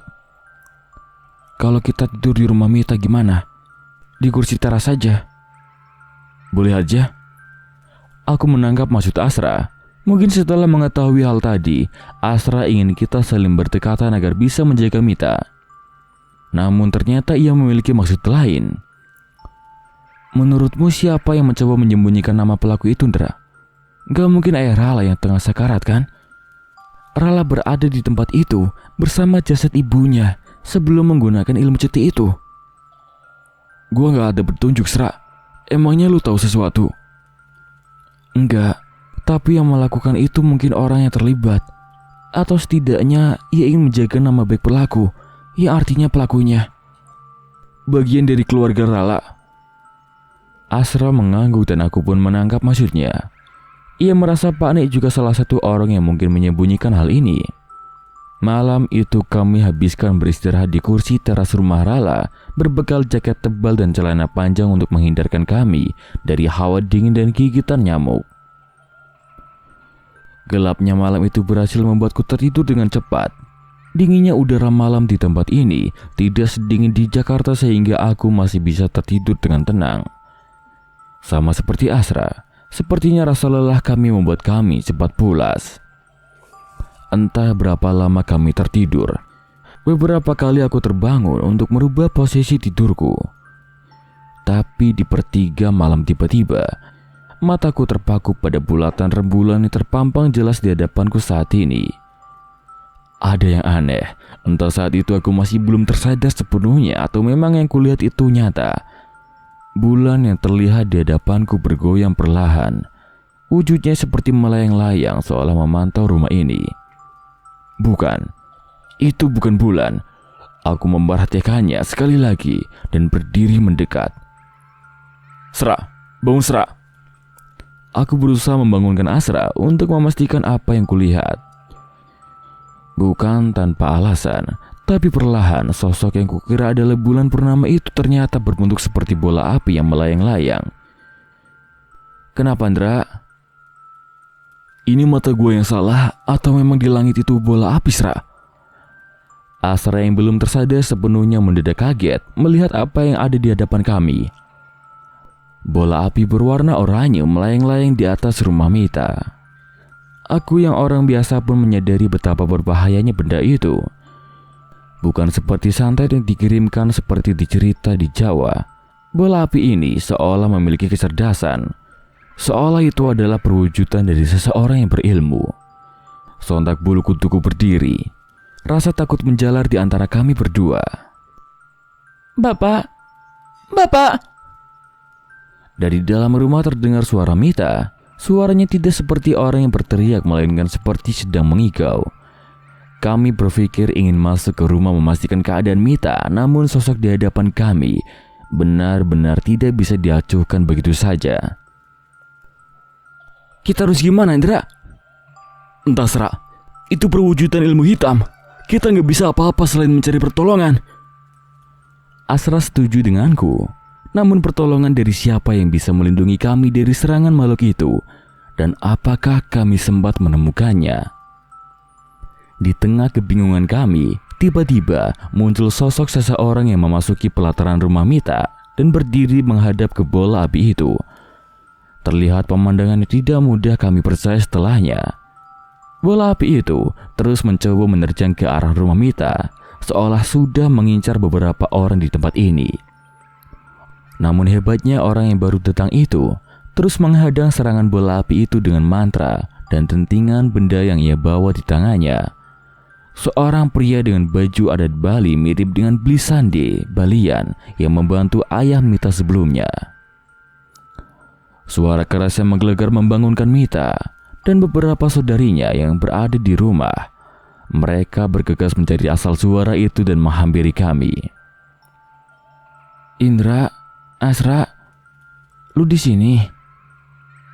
Iya, Mit. Kami ada perasaan gak enak. Jadi kami pikir lebih baik kami istirahat di sini dulu, sembari ngejagain lu. Dan benar ternyata. Itu apa? Dan orang itu siapa, Indra? Mita bertanya lagi dengan wajah yang masih bingung. Gak tahu, Mit. Bola api itu dari tadi mengincar sesuatu di dalam rumah. Beruntung pas hendak menyerang, orang itu datang dan menghalanginya, jelas Asra. Mita dan beberapa saudaranya memperhatikan dengan jelas wujud seseorang yang menjaga sosok bola api yang melayang di hadapannya agar tidak menyerang siapapun di rumah ini. Suara menggelegar terdengar hingga ke beberapa sisi desa.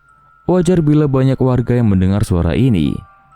Merasa tidak mampu menembus pertahanan orang itu, bola api itu pun pergi meninggalkan rumah Mita setelah berputar-putar dengan cepat mengelilingi sisi rumah seolah kesal dengan kegagalannya.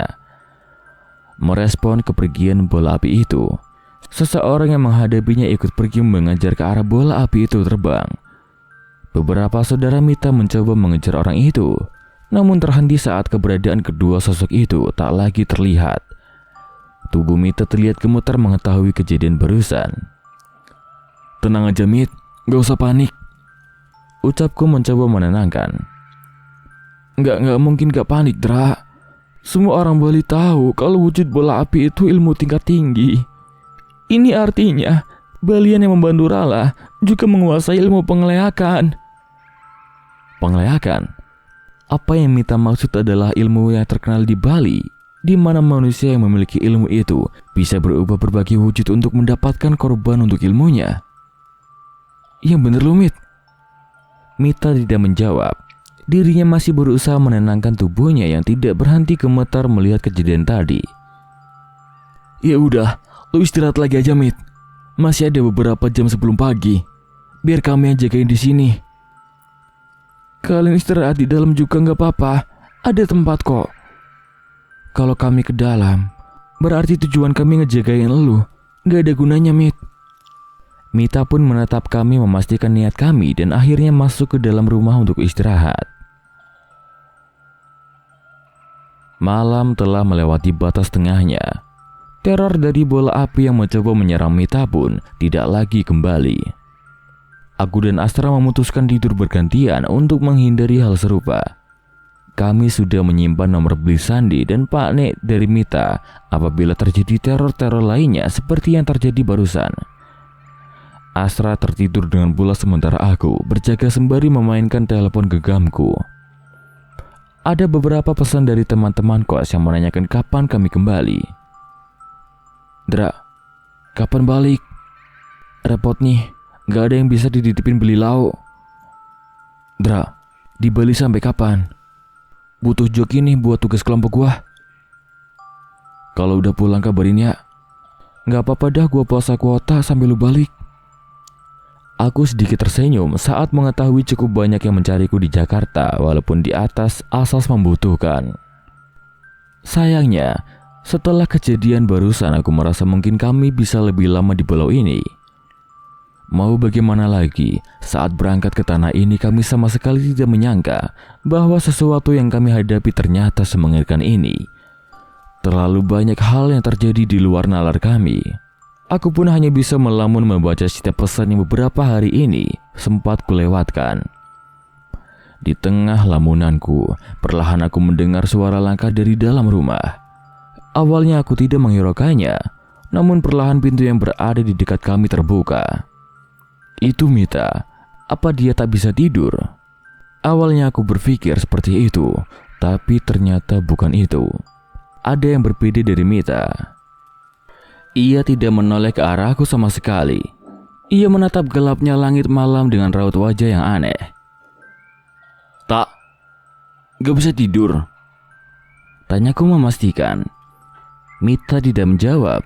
Sebaliknya, tanpa memandangku sedikit pun, ia berjalan meninggalkan rumah dengan terburu-buru dengan hanya memandang ke satu arah. Tidak, ini tidak wajar. Tak, Mita! Teriakku sambil menarik tangan Mita mencoba menghentikannya. Kali ini Mita menoleh perlahan ke arahku.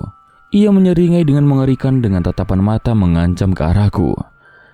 Seketika rasa merinding muncul seolah ada berbagai makhluk yang memandangku dari segala arah.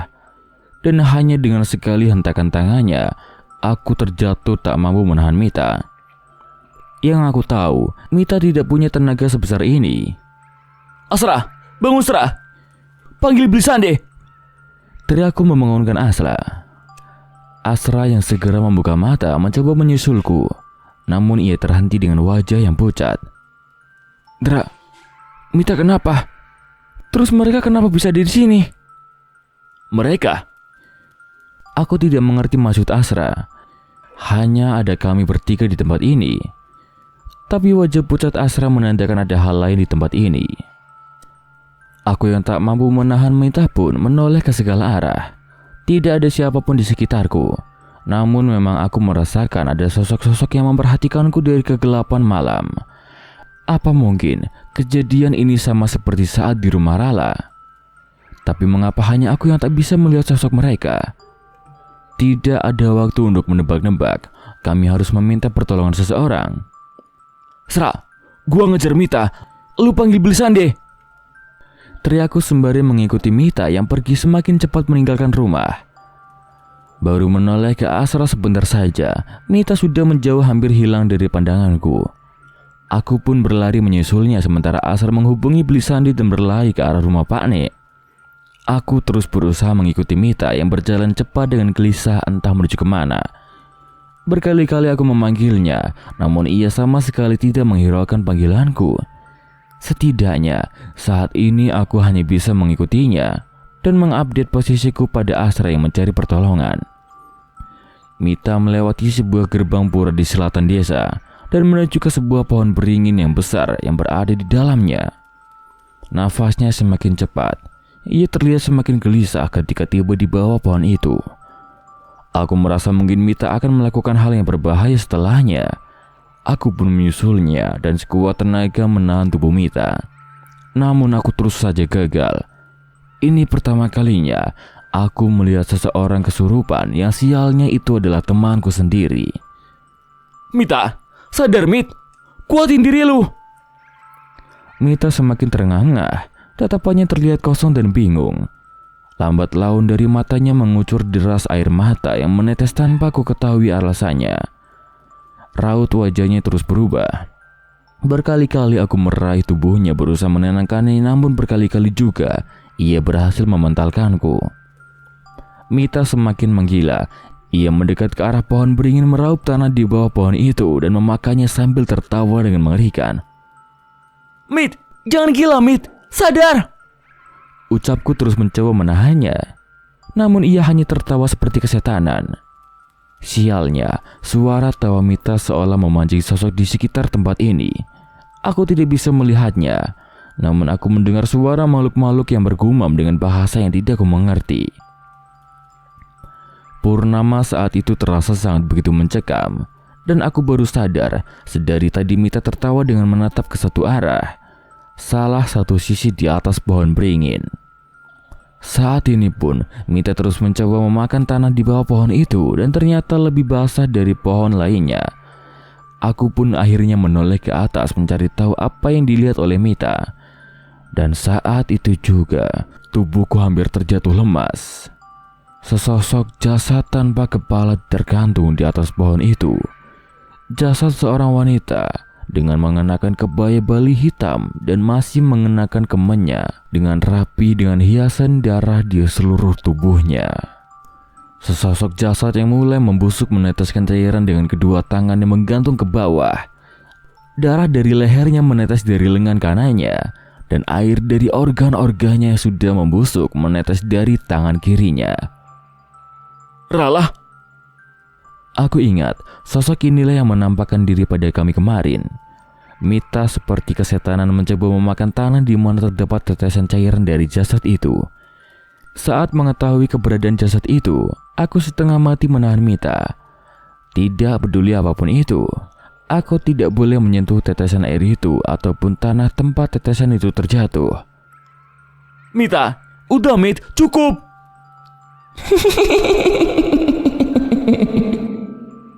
tertawa Mita tanpa mengucapkan sepatah kata pun.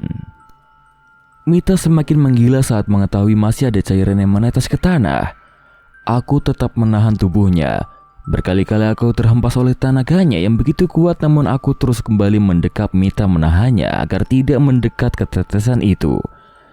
Malam itu semakin mencekam, seketika terdengar suara gong di sekitar kami. Rasa sakit tiba-tiba muncul di kepalaku, bersamaan dengan terlihatnya sosok-sosok makhluk yang sebelumnya tidak dapat kulihat. Sosok makhluk yang membawa kepala hewan di tangannya bermunculan di sekitar kami. Walaupun wujudnya manusia, tapi aku tahu dengan jelas mereka bukanlah bagian dari kita. Beruntung rasa khawatirku pada Mita mampu mengalahkan rasa takutku. Aku pun terus mencoba menahan Mita. Sementara itu makhluk-makhluk itu sepertinya memutuskan untuk mendekat ke arah kami. Mita, pergi Mita. Kita pergi dari sini. Ucapku dengan jantung yang berdegup kencang. Mita tetap berusaha pergi dariku dan mengarah ke tetesan mayat di tanah itu. Sialnya, samar-samar dari jauh juga terlihat sesosok bola api melayang-layang seolah memantau kami dari kejauhan. Belum pernah aku merasa setakut ini. Berkali-kali aku berharap ini hanyalah mimpi. Namun setiap rasa sakit dari cakaran Mita dan hawa dingin yang kurasakan benar-benar nyata. Aku tidak tahu apa lagi yang akan terjadi. Saat ini aku hanya mendekap Mita dan menjaganya agar tidak melukai dirinya sendiri lebih dari ini. Di tengah keputusasaanku, tiba-tiba terdengar suara-suara dentingan benda logam yang terbenturkan menggema dari jauh. Suaranya sama seperti yang kudengar saat diselamatkan dari rumah Rala. Asra, itu Asra Mit. Dia datang bersama Blisande, ucapku pada Mita. Namun Mita masih belum sadar, hanya terus mencoba melepaskan diri dariku. Terdengar suara lantunan doa dengan bahasa Bali yang tidak ku mengerti. Suara itu diikuti dengan suara lonceng yang terus berbunyi, dibunyikan oleh seseorang di sebelahnya. Seseorang yang kusadari bahwa ialah yang menghadang bola api yang menyerang rumah Mita. Tepat saat doa yang mereka lantunkan selesai, sosok-sosok yang mengepung kami menghilang perlahan. Aku sedikit menarik nafas lega melihat kejadian itu. Wajah, bisa bantu urus balian pengiwa itu? Perintah Blisande. Seseorang yang dipanggil dengan nama Wajah mengangguk mematuhi permintaan Blisande. Sama seperti tadi, ia mengusir sosok bola api itu dengan kemampuannya hingga bola api itu benar-benar menjauh dan menghilang. Dra, Mita, lu gak apa-apa? Teriak Asra didampingi dengan Pak Ne yang menghampiri kami. Pak Ne, Asra, di atas. Ucapku memberitahu keberadaan sosok jasad yang digantungkan di antara dedaunan itu. Wajah mereka terlihat panik. Berani-beraninya melakukan hal seperti ini di pura dalam, geram Pak Ne. Blisande membaca doa di hadapan Mita sembari memegang dahinya dengan keras. Mita awalnya terlihat gelisah, namun perlahan ia mulai tenang. Tapi ada sesuatu yang tidak berubah. Ia terus menangis dan menangis tanpa hentinya. Mita, Mit, udah Mit, kita udah aman. Ucapku mencoba menenangkan Mita. Mita menggeleng sembari menutup wajahnya. Pak Ne, Pak, Tiang melihat semuanya. Tiang melihat tentang apa yang dilakukan Bapak saat Tiang kehilangan kesadaran tadi. Sontak jantungku tersentak. Aku saling menatap dengan Asra. Mita, itu bukan salah lu.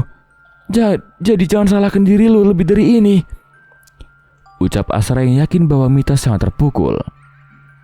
Mendengar ucapan Mita, Pak Ne hanya menghela nafas. Sepertinya ia tidak begitu kaget dengan apa yang Mita katakan. Aku menatapnya dan ingin segera membunuh rasa penasaranku. Pak Ne, ucapku ragu. Apa Pak Ne yang menyembunyikan nama ayah Mita di dinding rumah Rala? Tanyaku sembari terus mendekap Mita. Pak Ne pun tersentak. Wajahnya terlihat tidak menyangka dengan pertanyaanku. Maksud kamu apa, Ndra? Aku tidak akan menyembunyikannya lagi. Misteri dendam Rala harus dituntaskan saat ini juga. Mita tidak boleh tersiksa lebih dari ini. Aku dan Asra pun menceritakan kejadian kemarin saat kami menelusuri rumah Rala.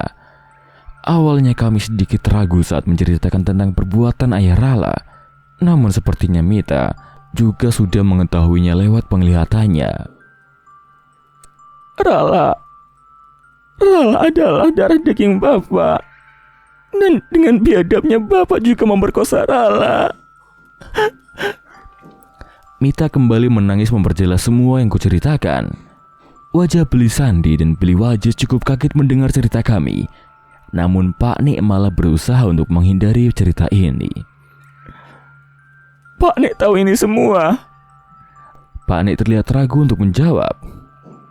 Pak Nek, tolong Pak, jangan sembunyikan apapun lagi. Pak Nek pun menghela nafas mencoba mengatur emosinya. Pak Nek tidak tahu Mita. Pak Nek hanya menemukan jasad memenya Mita saat memeriksa rumahnya karena khawatir. Pak Nek juga kaget melihat semua tulisan yang tergores di dinding kamar itu. Saat mengetahui nama ayahmu tertulis di dinding itu, seketika Pak Nek berpikir, setidaknya Pak Nek masih bisa melindungi nama baik keluarga kita dan melindungi perasaanmu. Mita terlihat tidak terima, namun sepertinya ia bisa menjaga emosinya.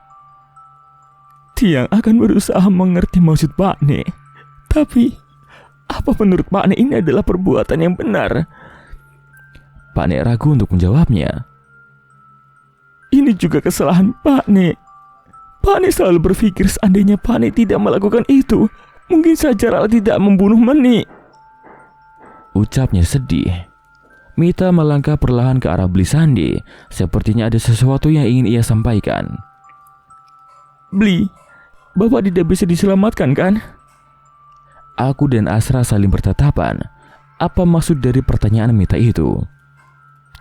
Jadi kamu sudah tahu? Mita mengangguk. Bapak menerima karma atas perbuatannya kan? Ia menerima semua penderitaan yang diarahkan kepadaku dan yang lainnya. Bapak juga menerima bayaran atas ilmu pengiwa yang ia pelajari. Beli Sandi mengangguk mengiyakan. Ia menghela nafas saat mengetahui Mita sudah mengetahui semuanya. Saya berniat memberitahu saat kamu sudah siap. Saya bisa membantu meringankan penderitaan Bapak untuk cepat pergi dengan tenang. Namun itu harus berdasarkan keikhlasan Mita. Karena saat ini kalian yang masih hiduplah yang terpenting. Jelas Beli Sandi. Tiang mengerti Beli. Tapi titipkan keputusan yang terbaik untuk Bapak pada Beli Sandi. Mita, kamu yakin?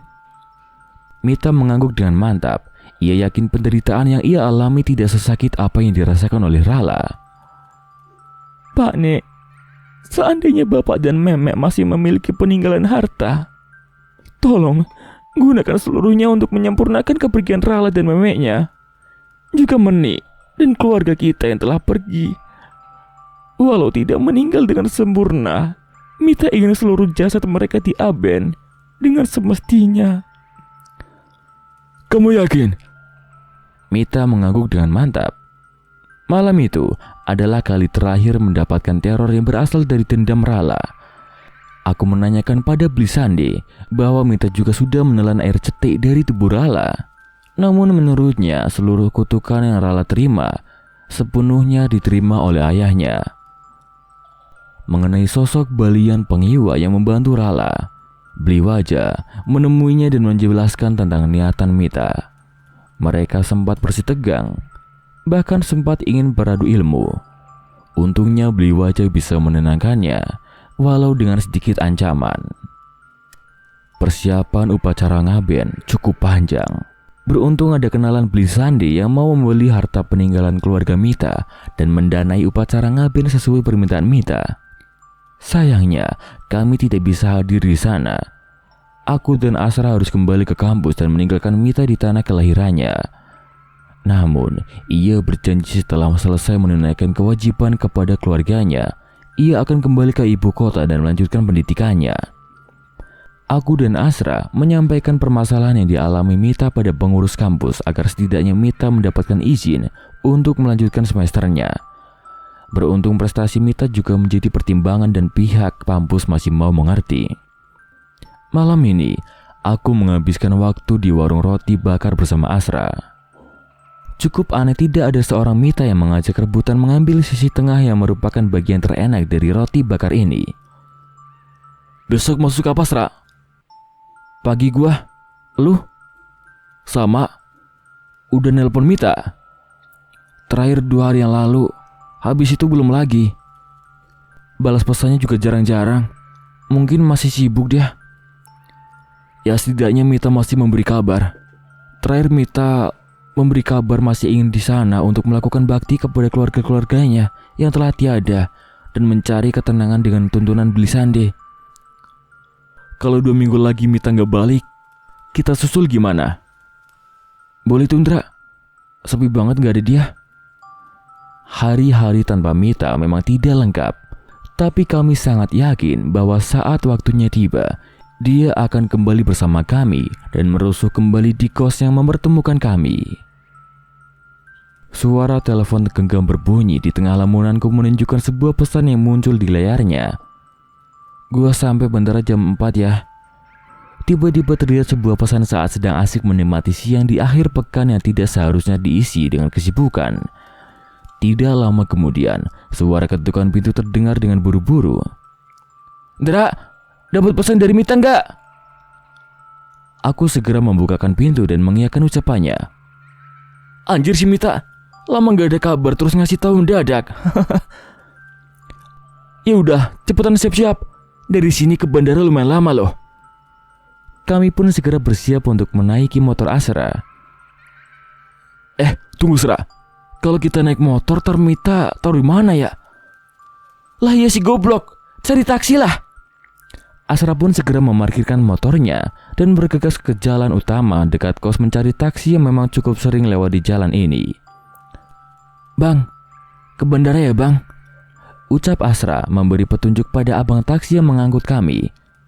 Anehnya, saat kami sudah masuk, sopir taksi itu tidak segera menjalankan kendaraannya. Kenapa bang? Kita lumayan buru-buru nih. Aku tidak ingin berkomentar dan hanya mencoba sekuat tenaga menahan tawaku. Itu mas, masnya mau pakai helm ke bandara? Ucap supir taksi itu. Sontak tawaku meledak di dalam mobil, ditemani pukulan Asra yang menyalahkanku karena tidak mengingatkan mengenai helmnya. Sepanjang jalan aku pun terus tertawa dengan kejadian ini dan berjanji akan menceritakan kepada Mita nanti. Tidak sesuai ketakutan kami. Rupanya kami sampai lebih awal daripada yang kami perkirakan. Sungguh canggung menunggu di bandara seperti ini yang merupakan tempat yang jarang sekali kukunjungi. Dra, ntar kalau Mita datang kita bahas apa ya? Nah itu, takutnya dia masih shock. Salah ngomong bahaya kita. Sontak perbincangan bodoh itu berubah suasana menunggu kami menjadi lebih canggung. Masing-masing dari kami memikirkan kata-kata apa yang sebaiknya kami ucapkan untuk menyambut Mita. Tepat pukul 16.00, terdengar suara informasi tentang mendaratnya nomor pesawat dari Bali yang ditumpangi oleh Mita. Aku dan Asra bersiap di pintu penjemputan sembari melingak-linguk mencari sosok Mita. Aku pun maju ke depan untuk mencari lebih dekat agar jangan sampai Mita tidak melihat kedatangan kami. Asra, Indra, panggil seseorang yang baru saja muncul dari kerumunan. Aku segera menghampiri orang itu, seorang wanita yang masih menggunakan kebaya Bali namun dengan celana panjangnya. Sepertinya ia tidak sempat mengganti pakaian setelah acara pagi tadi. Cepet banget temuin kita. Gua kira lu bakal bingung dulu. Gimana bisa bingung? Tuh lihat kelakuan si Astra di belakang lu. Aku menoleh ke arah belakang. Baru saja ku tinggalkan sebentar, Asra sudah membawa lembaran kartu coklat bertuliskan nama Mita yang sebelumnya ia angkat setinggi-tingginya. Buset dah, bisa-bisanya lu Astra. Lah, di film-film caranya gini kan kalau jemput orang di bandara. Ya nggak pakai sobekan kartu juga kali. Yang ada malas gue sama semesta. Aku pun segera membantu membawa bawaan Mita. terutama kardus bertuliskan toko oleh-oleh yang terkenal dari Pulau Dewata. Tahu aja lu barang bawaan yang berfaedah. Bantuin doang, niat gue baik kok. Mita pun tertawa mendengar perbincangan kami. Gila, udah lama gue gak ketawa begini. Mendengar ucapan itu, seketika rasa cemas kami pun akan keadaan Mita sirna sudah. Sepertinya Mita sudah mampu menahan dirinya dari tragedi itu.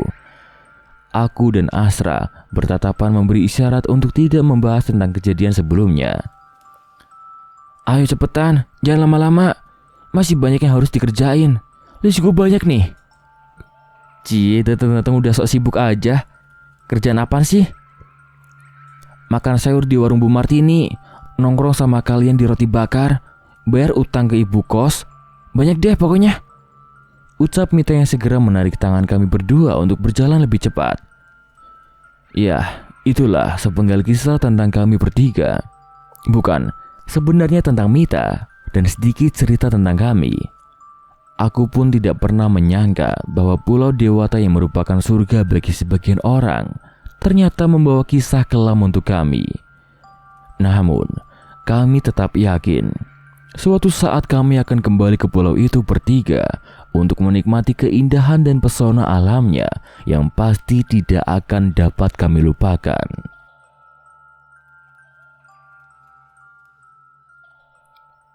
Cukup sekian cerita yang berjudul Cetek Badung. Nantikan kelanjutan cerita-cerita lainnya yang pastinya akan Melvin bawakan yang lebih seru lagi dari ini. Baik, sebelum Melvin tutup, jangan lupa untuk subscribe, like, komen, share, dan nyalakan lonceng notifikasinya agar tidak ketinggalan video terbaru dari Melvin. Baik, Melvin tutup. Sekian. Wassalamualaikum warahmatullahi wabarakatuh.